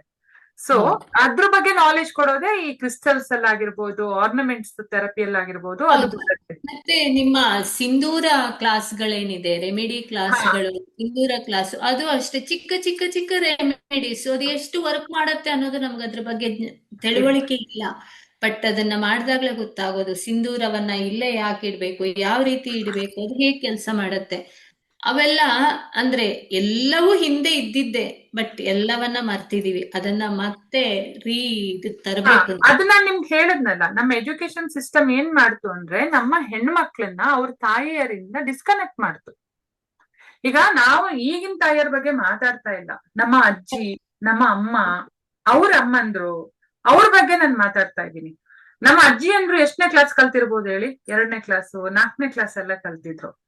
ನಮ್ಮ ಅಮ್ಮಂದ್ರ ಕಾಲಕ್ಕೆ ಬರುವಾಗ 10ನೇ ಕ್ಲಾಸು, PUC ಆಯ್ತು. ನಾವೆಲ್ಲ ಈಗ ಡಿಗ್ರಿ, ಮಾಸ್ಟರ್ ಡಿಗ್ರಿ, PhD ಲೆವೆಲ್ಗೆ ಹೋಗ್ತಾ ಇದ್ವಿ. ನಮ್ಮ ಮಕ್ಕಳಂತೂ ಬಿಡಿ, ಅದು ಬೇರೆನೆ ಬಂತು. ಇವಾಗ ನಮ್ಮನ್ನ ನಮ್ಮ ಮನೆಯಿಂದ ಹೊರಗಡೆ ತಗೊಂಡ್ ಬಂದ್ಬಿಟ್ಟು ರಸ್ತೆಲ್ ಬಿಟ್ಬಿಟ್ಟಿದ್ದಾರೆ. ಟೆಕ್ನಾಲಜಿ ಬಂತು, ಈ ಕೆಲ್ಸ ಇಲ್ಲ, ಮನೆಗ್ ಹೋಗಿ ಅಂತಾರೆ. ನಮ್ ಮಕ್ಳೇನ್ ಮಾಡ್ಬೇಕು? ಹೆಣ್ಣು ಮಕ್ಳೇನ್ ಮಾಡ್ಬೇಕು? ನಮ್ಮ ಲೈಫ್ ಅನ್ನ ಹೇಗ್ ಸರಿ ಮಾಡ್ಕೊಳ್ಬೇಕು? ಇವಾಗ ಮೊದ್ಲೆಲ್ಲ ಹೇಗಿತ್ತು? ಗಂಡ್ ಮಕ್ಳು ಹೊರಗೆ ಹೋಗಿ ದುಡಿಬೇಕು, ಹೆಣ್ಮಕ್ಳು ಮನೇಲಿ ಮಾಡ್ಬೇಕು ಅಂತಿತ್ತು. ಹೌದು ಆದ್ರೆ ಈಗ ಗಂಡನ ಮನೇಲಿ ಏನ್ ಬಯಸ್ತಾರೆ? ಹೆಣ್ಣು ಹೊರಗಡೆ ಹೋಗಿ ದುಡಿಬೇಕು. ಅವಳು ಎಷ್ಟೇ ಅವಳು ಸಂಪತ್ತು ತರ್ಲಿ, ಏನೇ ತರ್ಲಿ, ಕಡೆಗೆ ಅವ್ಳು ಹೊರಗಡೆ ಕೆಲ್ಸಕ್ಕೆ ಹೋಗ್ಲೇಬೇಕು. ಅವ್ಳು ಏನೇ ಮಾಡ್ಲಿ. ಈಗ ಡಾಕ್ಟರ್ಸ್, ಎಷ್ಟು ಕಡೆ ಡಾಕ್ಟರ್ಸ್ ಒಳ್ಳೆ ಸಂಬಳ ಸಿಗತ್ತೆ ಹೇಳಿ? 5,000 ರೂಪಾಯಿ ಕೆಲಸ ಮಾಡುವಂತ ಎಷ್ಟು ಜನ ಡಾಕ್ಟರ್ಸ್ ಇಲ್ಲ ಹೇಳಿ? ಹೌದು ಅಲ್ವಾ? ಸೊ ಬಟ್ ಬಸವದವರು ಮತ್ತೆ ಆಯುಷ್ ಮಂಡಲದವರು ಆ ಡಾಕ್ಟರ್ಗಳ ಕೆಲಸಕ್ಕೂ ಪ್ರಾಬ್ಲಮ್ ಮಾಡಿದ್ರು ಇವಾಗ ಕಲರ್ ಥೆರಪಿ ತಂದು. ಇಲ್ಲ, But it's ಅವರು okay. ಒಳ್ಳೆ ಉದ್ದೇಶವನ್ನ ಇಟ್ಕೊಂಡು ಮಾಡ್ತಾ ಇದ್ದಾರೆ. ಸಂಕಲ್ಪ ಶಕ್ತಿ ಅವರದ್ದು ತುಂಬಾ ಚೆನ್ನಾಗಿದೆ. ತುಂಬಾ ಮತ್ತೆ ಅಂದ್ರೆ ಎಷ್ಟೋ ಸಮಸ್ಯೆಗಳಿಂದ ಹೊರ ಬರ್ತಿದಾರಲ್ಲ, ಮಿರಾಕಲ್ ತರ ಆಗ್ತಾ ಇದೆ. ಒಂದು ಕಿಡ್ನಿ ನಮ್ಮ ಸ್ಟೋನ್. ನನ್ಗೆ ನನ್ ಲೈಫ್ ಅಲ್ಲೇ ನಾನು ನೋಡ್ದೆ, ಅವ್ರು ಹೇಳಿದ್ರು ಬ್ಲಾಕ್ ಕಲರ್ ನ ಇಲ್ಲಿ ಹಾಕಿ ಅಂತ. ಸೊ ನಾನೊಂದು ಗಾಯದ ಮೇಲೆ ನಾನ್ ಹಾಕಿದ್ರೆ ನಿಜವಾಗ್ಲೂ ನನಗ್ ತುಂಬಾ ವರ್ಕ್ ಆಯ್ತು. ಅದು ವರ್ಕ್ ಆದ್ಮೇಲೆ ನಾನು ಮತ್ತೆ ಅದನ್ನ ಕಂಪ್ಲೀಟ್ ಆಗಿ ಕಲಿಬೇಕು ಅಂತ ಕಲ್ತೆ ಹೊರತು. ಹೌದು. ಇನ್ನೊಂದು ಅಂದ್ರೆ ಬಹುಮುಖ್ಯವಾಗಿ ಬೇಕಾಗಿರುವಂತದ್ದು ಮಾನಸಿಕ ನೆಮ್ಮದಿ, ಆಧ್ಯಾತ್ಮಿಕ ಸಾಧನೆ ಅಂತ ಹೇಳ್ಬಹುದು. ಸೊ ಈ ಲಲಿತಾ ಸಹಸ್ರನಾಮ, ವಿಷ್ಣು ಸಹಸ್ರನಾಮ, ಶ್ರೀ ಹಾ, ಸೂಕ್ತ, ಇವನ್ನೆಲ್ಲ ನಾವು ಈ ಒಂದು ಈಗ ಇದರಲ್ಲಿ ತರ್ತಾ ಇದೀವಿ ಖಂಡಿತ. ಹಾ, ಈಗ ಶ್ರೀ ಸೂಕ್ತ ಕ್ಲಾಸ್ಗಳನ್ನ ಈಗ ನೆಕ್ಸ್ಟ್ ಫೆಬ್ರವರಿ ತಿಂಗಳಿಂದ ನಾವು ಶ್ರೀ ಸೂಕ್ತ ಕ್ಲಾಸ್ ಮತ್ತೆ ಲಲಿತ ಸಹಸ್ರನಾಮ ಕ್ಲಾಸ್ಗಳನ್ನ ಶುರು ಮಾಡ್ತಾ ಇದ್ದೀವಿ. ಯಾಕೆಂದ್ರೆ ಈಗ ಮಕರ ಸಂಕ್ರಾಂತಿ ಆಯ್ತು, ಈಗ ಗುಪ್ತ ನವರಾತ್ರಿ ಶುರು ಆಗತ್ತೆ ಈ ವೀಕ್ ಅಲ್ಲಿ. ಈ ಗುಪ್ತ ನವರಾತ್ರಿ, ಮಕರ ಸಂಕ್ರಾಂತಿ ಎಲ್ಲ ಮುಗೀತು ಅಂತಂದ್ರೆ ಫೆಬ್ರವರಿಯಿಂದ ಶಿವರಾತ್ರಿ ಬರೋ ತನಕ ಫ್ರೀ. ಬಟ್ ಇನ್ನು ಮೇಲೆ ನಾವ್ ಇದ್ ಮಾಡೋದ್ ಬೇಡ. Will start from February first week ಅಲ್ಲಿ ಎಲ್ಲ ಶುರು ಮಾಡ್ಕೊಳ್ಳೋಣ. ಸರಿ. ಅಲ್ಲಿವರೆಗೂ ಅದೇ ಮಹಿಳೆಯರಿಗೆ ಇದು ತುಂಬಾ ಹೆಲ್ಪ್ ಆಗತ್ತೆ. ಮಹಿಳೆಯರು ಅಂದ್ರೆ ಮಹಿಳೆಯರು ಒಂದೇ ಅಲ್ಲ, ಈಗ ಖಾಲಿ ಇರುವಂತಹ ಗಂಡಸರು ಕೂಡ ಜಾಯಿನ್ ಆಗ್ಬೋದು. ಅದ್ರಲ್ಲಿ ಏನಿದಿಲ್ಲ. ಇವ್ರು ಮಹಿಳೆಯರಿಗೆ ಮಾತ್ರ ಮಾಡ್ತಿದಾರ ಅಂತ ತಿಳ್ಕೊಂಡ್ರೆ ಅದು ತಪ್ಪಾಗತ್ತೆ. ಎಲ್ಲರಿಗೂ ಇದು ಓಪನ್ ಆಗಿ ಇರುವಂತದ್ದು, ಯಾರ್ ಹೌದು, ಬೇಕಾದ್ರೂ ಇದ್ ಮಾಡ್ಬೋದು. ಆದ್ರೆ ನಾವ್ ಹೇಳೋದು ಈ ಎಲ್ಲ ವಿದ್ಯೆಗಳನ್ನ ಕಲಿತು ತಮ್ಮ ಜೀವನದಲ್ಲಿ ಯಶಸ್ಸನ್ನ ಕಾಣ್ಲಿ, ಸುಖ ಶಾಂತಿ ನೆಮ್ಮದಿಯನ್ನ ಕಂಡುಕೊಳ್ಳಿ ಅಂತ ಹೇಳ್ತಾ ಇದ್ದೀನಿ. ಈಗ ಪೆಂಡ್ಯುಲಮ್ ಇರ್ಬೋದು, ಟ್ಯಾರೋ ಇರ್ಬೋದು, ಅದೆಲ್ಲ ಲೈಫ್ ಅಲ್ಲಿ ಅವರಿಗೆ ತುಂಬಾನೇ ಹೆಲ್ಪ್ ಮಾಡುತ್ತೆ. ಅವ್ರು ಬೇರೆಯವರಿಗೆ ಕಲಿಸ್ಬೇಕು ಅಂತಿಲ್ಲ, ಕಲಿಸಿದ್ರೆ ಒಳ್ಳೇದು. ಒಂದು ಗುರುವಿನಿಂದ ಕಲ್ತು ಮತ್ತೆ ಆ ವಿದ್ಯೆಯನ್ನ ಸಾವಿರಾರು ಜನರಿಗೆ ಹಂಚೋ ಕೆಲಸವನ್ನ ಮಾಡಿದ್ರೆ ಅದು ಕೂಡ ತುಂಬಾ ಖುಷಿಯ ಕೆಲ್ಸನೇ. ಆದ್ರೆ ಅಟ್ಲೀಸ್ಟ್ ತಮ್ಮ ಮಟ್ಟಿಗಾದ್ರೂ ಆ ಜ್ಞಾನವನ್ನ ತಗೊಂಡ್ರೆ ನಾವು ಹೇಗೆ ನಿರ್ಧಾರವನ್ನ ತಗೊಳ್ಬೇಕು. ಈಗ ಯಾರೋ ಅವ್ರ ಗಂಡನೇ ಇರ್ಬೋದು ಅಥವಾ ಮಕ್ಕಳೇ ಇರ್ಬೋದು, ಯಾವ್ದೋ ಒಂದು ಕೆಲ್ಸಕ್ಕೆ ಹೊರಗಡೆ ಹೋಗ್ತಾ ಇದ್ದಾರೆ. ಆ ಕೆಲಸದಿಂದ ಯಶಸ್ಸು ಸಿಗತ್ತಾ ಇಲ್ವಾ, ಅಥವಾ ಏನಾದ್ರೂ ಅಪಾಯ ಇದೆಯಾ ಅನ್ನೋದು ಕೂಡ ನಾವು ಕಾರ್ಡ್ ಮುಖಾಂತರ ತಿಳ್ಕೊಂಡಾಗ ಆಗುವಂತ ಅನಾಹುತಗಳನ್ನ ತಪ್ಪಿಸಬಹುದು. ಅದೇ ರೀತಿ ಈಗ ಏಂಜಲ್ಸ್ ಗಳ ಬಗ್ಗೆ ಸಾಕಷ್ಟು ಹೇಳಿದೆ. ಪ್ರತಿನಿತ್ಯ ಏಂಜಲ್ಸ್ ಪ್ರೇ ಮಾಡೋದ್ರಿಂದ ಅವರು ನಮ್ ಜೊತೆ ಸದಾ ಇರ್ತಾರೆ. ಹೀಗೆ ಬರಲ್ಲ, ನಾವು ಕರೆದ್ರೆ ಮಾತ್ರ ಅವ್ರು ಬರೋದು. ಎಲ್ಲ ತರಗತಿಗಳು ಇಲ್ಲಿ ಸಿಗ್ತಾ ಇರೋದ್ರಿಂದ ಇದು ಮತ್ತೆ ನಮ್ಮ ಉದ್ದೇಶ ಏನಿದೆ, ಗುರುಕುಲ ಅಂದ್ರೆ ಹಳೆಯ ಒಂದು ಇದನ್ನ ನೆನಪಿಸ್ಬೇಕು. ಎಲ್ಲಾ ವಿದ್ಯೆಗಳು ಒಂದೇ ಸೂರಿನಡಿಯಲ್ಲಿ, ಅಂದ್ರೆ ನಮ್ಮ ಲೈಫಿಗೆ ಏನ್ ಬೇಕೋ ಅವೆಲ್ಲವೂ ಸಿಗ್ಬೇಕು ಅನ್ನೋದು ನಿಮ್ಮ ಏನು ಒಂದು ಗುರಿ ಇದೆ. ಅದನ್ನ ಆದಷ್ಟು ಬೇಗ ತಲುಪಿ ನಾವೆಲ್ಲ ಕೈ ಜೋಡಿಸ್ತೀವಿ ಅಂತ ಹೇಳ್ತಾ ಇದ್ದೀನಿ. ಮತ್ತೆ ಹೀಲಿಂಗ್ ಅನ್ನ ಕೊಡ್ಬೇಕು ನಾವು.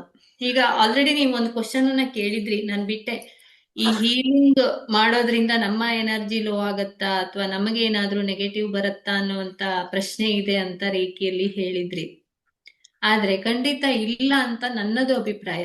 ಯಾಕೆಂದ್ರೆ ನಾವಲ್ಲ ಇಲ್ಲಿ ಮಾಡುವವರು. ನಮ್ಮ ಹಸ್ತದ ಮುಖಾಂತರ ಆ ಒಂದು ಎನರ್ಜಿಯನ್ನ ನಾವು ಮೀಡಿಯೇಟರ್ ಇಲ್ಲಿ ಅಷ್ಟೇ. ಟ್ರಾನ್ಸ್ಫಾರ್ಮ್ ಮಾಡ್ತಾ ಇದ್ದೇವೆ ಎನರ್ಜಿನ ಅಷ್ಟೇ. ಹೌದು. ನಾನು ಅದೇ ನೀವು ಹೇಳಿ ಅಂತ ಯಾರಿಗೆ ಅವಶ್ಯಕತೆ ಇದೆಯೋ ಅವರಿಗೆ ನಾವು ಒಂದು ಹೀಲಿಂಗ್ ಅನ್ನ, ಅದರಲ್ಲೂ ಗ್ರೂಪ್ ಹೀಲಿಂಗ್ ತುಂಬಾನೇ ಚೆನ್ನಾಗಿ ಕೆಲಸ ಮಾಡುತ್ತೆ. ಮಾನಸಿಕ ಶಸ್ತ್ರಚಿಕಿತ್ಸೆ ಬಗ್ಗೆ ನೀವು ಕೇಳಿದ್ದೀರಾ? Crystal through. ಹೌದು, ನೀವು ಅದು ತುಂಬಾ ಚೆನ್ನಾಗಿ ಮಾಡ್ತೀರಾ ಅಂತ ನಂಗೆ ಗೊತ್ತು. ನನಗಂತೂ ಅದು ಮಿರಾಕಲ್ ತರ, ನಂಗೆ ತುಂಬಾ ಇಷ್ಟ. ನೀವು ನಂಬ್ತಿರೋ ಬಿಡ್ತಿರೋ, ಒಬ್ಳು ಹುಡುಗಿ ಕೋಮಾಕ್ ಹೋಗಿದ್ಲು. ಅಂದ್ರೆ ಫಿಟ್ಸ್ ಬರ್ತಿತ್ತು ಅವಳಿಗೆ, 12ನೇ ವರ್ಷ ಕೋಮಾಕ್ ಹೋಗಿದ್ಲು. ಅವಳು ನನಗೆ PS ಮಾಡೋದಿಕ್ಕೆ ಹೇಳಿದ್ರು, ಅಂದ್ರೆ ಮಾನಸಿಕ ಶಸ್ತ್ರಚಿಕಿತ್ಸೆಯನ್ನ. ನಾನ್ ಮಾಡ್ತಾ ಇದ್ದೆ. ಅವಳು ಕೋಮಾದಿಂದ ಎದ್ದು ಬಂದು ಕೂತಿದ್ಲು. ಅವಳು ಕುಳಿತಿರೋ ಟೈಮಿಗೂ ನನ್ನ ಕ್ರಿಸ್ಟಲ್ ಜಾಗದಿಂದ ಕದಲೋದಿಕ್ಕೂ ಸೇಮ್ ಒಂದೇ ಸಲ. ಅಂದ್ರೆ ಆವಾಗ ನಂಗೆ ಆಶ್ಚರ್ಯ ಆಯ್ತು, ನಾವ್ ಎಲ್ಲೇ ಕುತ್ಕೊಂಡ್ ಮಾಡ್ತಾ ಇದ್ರು ಅದು ವರ್ಕ್ ಆಗತ್ತೆ ಅಲ್ಲಿ ಅನ್ನೋದು. ಇನ್ನೊಂದು ಅಂದ್ರೆ, ಮತ್ತೊಂದು ವ್ಯಕ್ತಿ ಬೆಳಗಿನ ಜಾವ 5 ಗಂಟೆಗೆ ನಾನು ಸೈಕಿಕ್ ಸರ್ಜರಿ ಮಾಡೋದಿಕ್ಕೆ ಕೂತಿದ್ದೆ. 5:15 ಕ್ರಿಸ್ಟಲ್ ನಾನು ಆ ವ್ಯಕ್ತಿಯ ಪ್ರತಿರೂಪವನ್ನ ಏನ್ ತಂದಿದ್ದೆ, ಆ ಕ್ರಿಸ್ಟಲ್ ಹಾರಿ ನನ್ನ ಟೇಬಲ್ ಇಂದ ಹಾರಿ ಬಿದ್ದಿತ್ತು. ಹಾಗೆ 5 ನಿಮಿಷಕ್ಕೆ ಒಂದ್ ತಾಯಿ ನನಗ್ ಕಾಲ್ ಮಾಡಿದ್ಲು, ನನ್ ಮಗ ಎದ್ದು ಮಂಚದಿಂದ ಎದ್ದು ಹಾರ್ಬಿಟ್ಟ, ಏನಾಯ್ತು ಗೊತ್ತಿಲ್ಲ ಅಂತ. ಅಂದ್ರೆ ಆ ಪ್ರತಿರೂಪದ ಕ್ರಿಸ್ಟಲ್ ಹಾರಿತ್ತು. ಅಂದ್ರೆ ನನಗದು ಕರೆಕ್ಟ್ ಮ್ಯಾಚ್ ಆಗಿದೆ. ಸೊ ಆವತ್ತಿನ ನನ್ ಸೈಕಿಕ್ ಸರ್ಜರಿ ಬಿಡೋದೇ ಇಲ್ಲ. ಅದಷ್ಟು ತುಂಬಾ ಚೆನ್ನಾಗಿ ವರ್ಕ್ ಆಗತ್ತೆ. ಇಲ್ಲ, ನಾನು ಕೂಡ ನನ್ನ ಕ್ಲೈಂಟ್ಸ್ ಗಳಿಗೆ ಕೆಲವೊಂದ್ಸಲ ಹೀಲಿಂಗ್ ಕೊಡ್ತೀನಲ್ಲ, ಈಗ ನಮ್ಮ ಮಾಸ್ಟರ್ಸ್ ಕೊಡ್ತಾರೆ. ಈಗ ಕೆಲವರಿಗೆಲ್ಲ ನಾನು ಹೀಲಿಂಗ್ ಎಲ್ಲ ಕೊಟ್ಟಿರ್ತೀನಲ್ಲ, ಅವರು ಸೈಕಿಕ್ ಸರ್ಜರಿ ಆಗಿರ್ಬೋದು, ಬೇರೆ ಬೇರೆ ಉಪಯೋಗಿಸಿದಾಗ ತುಂಬಾ ಚೆನ್ನಾಗಿ ಹೀಲ್ ಆಗ್ತಾ ಇರುತ್ತೆ. ಹೌದು. ಸೈಕಿಕ್ ಸರ್ಜರಿ ಅನ್ನೋದು ಮಾನಸಿಕವಾಗಿ, ನಾವು ಸೈಕಿಕ್ ಅಂತ ಹೇಳಿದ್ರೇನೆ ಮಾನಸಿಕವಾಗಿ ಮಾಡುವಂತ ಒಂದು ಸರ್ಜರಿ ಅಂದ್ರೆ ಶಸ್ತ್ರಚಿಕಿತ್ಸೆ. ಅಲ್ಲಿ ಕೂಡ ನಾವು ಮಾಡಲ್ಲ, ಸಂಪೂರ್ಣ ಶರಣಾಗತಿಯಾಗಿ ಆ ಒಂದು ಅದು ಎನರ್ಜಿಯನ್ನು ನಾವು ಮೀಡಿಯೇಟರ್ ಆಗಿ ಮಾಡ್ತಾ ಇರೋದ್ರಿಂದ ಯಾವುದೇ ನಮ್ಗೆ ನೆಗೆಟಿವ್ ಬರೋದಿಕ್ಕೆ ಸಾಧ್ಯ ಇಲ್ಲ. ಹೌದು. ಮತ್ತೆ ಪ್ರೊಟೆಕ್ಷನ್ ಇರತ್ತೆ, ಏಂಜಲ್ಸ್ ಪ್ರೊಟೆಕ್ಷನ್, ರೇಖಿ, ಚೋಕುರೆ ಇದೆಯಲ್ಲ, ಚೋಕುರೆ ಮತ್ತೆ ಡೈಕೋಮಿಯಾ, ಇವೆಲ್ಲ ನಮ್ಗೆ ತುಂಬಾ ಚೆನ್ನಾಗಿ ಹೆಲ್ಪ್ ಮಾಡತ್ತೆ, ಪ್ರೊಟೆಕ್ಷನ್ ಅನ್ನ ಕೊಡುತ್ತೆ.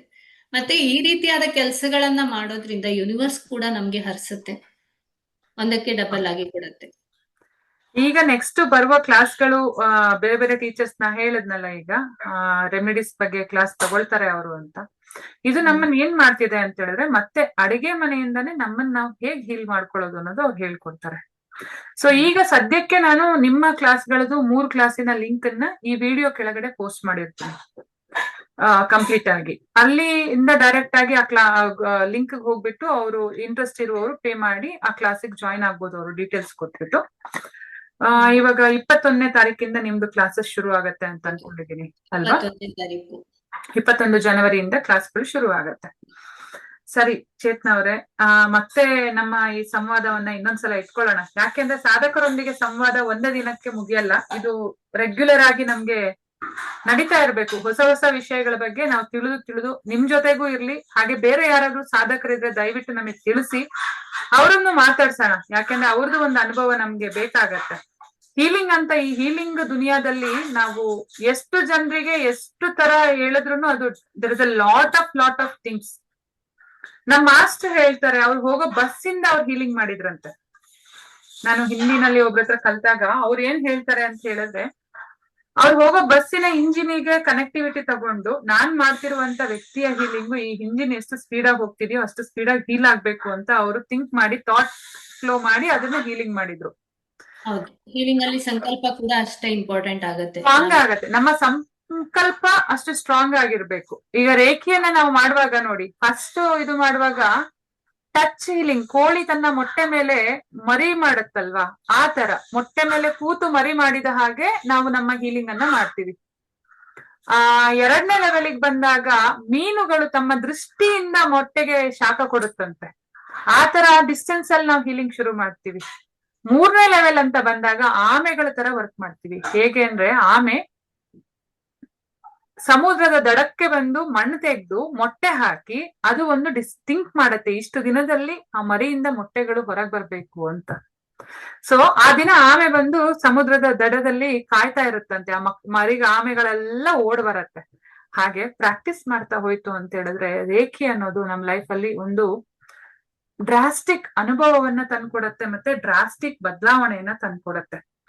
ಕೆಲವೊಂದ್ಸಲ ನಾವು ಯಾರಿಗಾದ್ರೂ ಹೀಲಿಂಗ್ ಕೊಡುವಾಗ ನಿಮ್ಗೆ ಗೊತ್ತಿರ್ಬೇಕು, ಆ ಪರ್ಟಿಕ್ಯುಲರ್ ಮೇನ್ ಥಿಂಕ್ ಇಂದ ಅವ್ರದ್ದು ಸೈಡ್ ಥಿಂಕ್ಗಳು ವರ್ಕ್ ಆಗೋದು ಜಾಸ್ತಿ ಆಗತ್ತೆ. ಯಾಕೆ ಅಂತ ಹೇಳಿದ್ರೆ ಅವರ ಆರದಲ್ಲಿ ತುಂಬಾ ಡ್ಯಾಮೇಜ್ ಇರ್ಬೋದು, ಅಥವಾ ಪಾಸ್ಟ್ ಲೈಫ್ ತುಂಬಾ ಕರ್ಮಗಳಿರ್ಬೋದು. ಅದೆಲ್ಲ ಹೀಲ್ ಆಗ್ತಾ ನಾವ್ ಅನ್ಕೊಂಡಂತ ಕಾರ್ಯಕ್ಕೆ ಒಂದು ಟೈಮಿಗೆ ಬರತ್ತೆ. ಇಟ್ ವಿಲ್ ಟೇಕ್ ತುಂಬಾ ಕೆಲವೊಂದು ದೊಡ್ಡ ದೊಡ್ಡ ಕಾಯಿಲೆಗಳಿಗೆ ಇಟ್ ಮೇ ಟೇಕ್ 1 ವರ್ಷ 2 ವರ್ಷ ತಗೊಳತ್ತೆ. ಕೆಲವೊಂದ್ಸಲ 3 ತಿಂಗಳು 4 ತಿಂಗಳಲ್ಲಿ ಕ್ಲಿಯರ್ ಆಗತ್ತೆ. ಸೊ ಬಟ್ ಸಾಧನೆ ಮಾಡ್ಬೇಕು, ಅದ್ರ ಬಗ್ಗೆ ನಾವು ಮಧ್ಯದಲ್ಲಿ ಬಿಟ್ಟು ಓಡ್ ಹೋಗದೆ ಇರೋ ಹಾಗೆ ನಮ್ಮನ್ನ ನಾವು ನೋಡ್ಕೊಳ್ಬೇಕು. ಮತ್ತೆ ಬೇರೆ ಏನಾದ್ರು ಹೇಳಕ್ ಇಚ್ಛೆ ಪಡ್ತೀರಾ ಚೇತನ ಅವ್ರೆ? ಏನಿಲ್ಲ ಅಂದ್ರೆ, ಯಾರಾದ್ರೂ ಹೀಲಿಂಗ್ ಮಾಡುವಂತ ಕೆಪಾಸಿಟಿ ಇರುವವರು, ಹೀಲಿಂಗ್ ಫೀಲ್ಡ್ ಅಲ್ಲಿ ಆಸಕ್ತಿ ಇರುವವರು ನಮ್ಮ ಅಪ್ಲೈ ಮಾಡ್ಬೋದು, ನಮ್ಮಲ್ಲಿ ಮಾಡ್ಬೋದು ಅಂತ ನಾವು ಹೇಳ್ಬೋದು. ಯಾಕೆಂದ್ರೆ ನಾವೊಂದು ಅವಕಾಶವನ್ನ ಕೊಡ್ತೀವಿ, ಇದೊಂದು ಪ್ಲಾಟ್ಫಾರ್ಮ್ ಅಂತ ಹೇಳ್ಬೋದು. ಹೌದು. ಮತ್ತೆ ಇಲ್ಲಿ ಮುಕ್ತ ಅವಕಾಶ, ಯಾರು ಏನೇ ಇದ್ರೂನು ಕೂಡ ಹೇಳ್ಕೋಬಹುದು. ತರಗತಿ ಬಗ್ಗೆ ಇರ್ಬೋದು, ತಮ್ಮ ಅಭಿಪ್ರಾಯವನ್ನ ಒಂದ್ ಹೇಳ್ಕೋಬಹುದು. ಲಿಂಕ್ ಹಾಕ್ತೇನೆ, ಈಗ ಕೆಳಗಡೆ ಒಂದ್ ಲಿಂಕ್ ಹಾಕ್ತೇನೆ, ಸಾಧಕರೊಂದಿಗೆ ಸಂವಾದ ಅಂತ ಇದ್ರದೇ ಒಂದ್ ಲಿಂಕ್ ಹಾಕ್ತೇನೆ. ಯಾರಿಗ್ ಇಂಟ್ರೆಸ್ಟ್ ಇದೆ, ನೀವು ಅವ್ರು ಪ್ರಪಂಚಕ್ಕೆ ಏನ್ ಹೇಳ್ಬೇಕು ಅಂತ ಏನಾದ್ರು ಇತ್ತು ಅಂದ್ರೆ ನಂಗೆ ದಯವಿಟ್ಟು ಮೇಲ್ ಮಾಡಿ ಅಲ್ಲಿ ಇದನ್ನ ಕಳ್ಸಿದ್ರಿ ಅಂದ್ರೆ ನಾನು ಅದನ್ನ ಟೇಕ್ ಕೇರ್ ಮಾಡ್ತೇನೆ.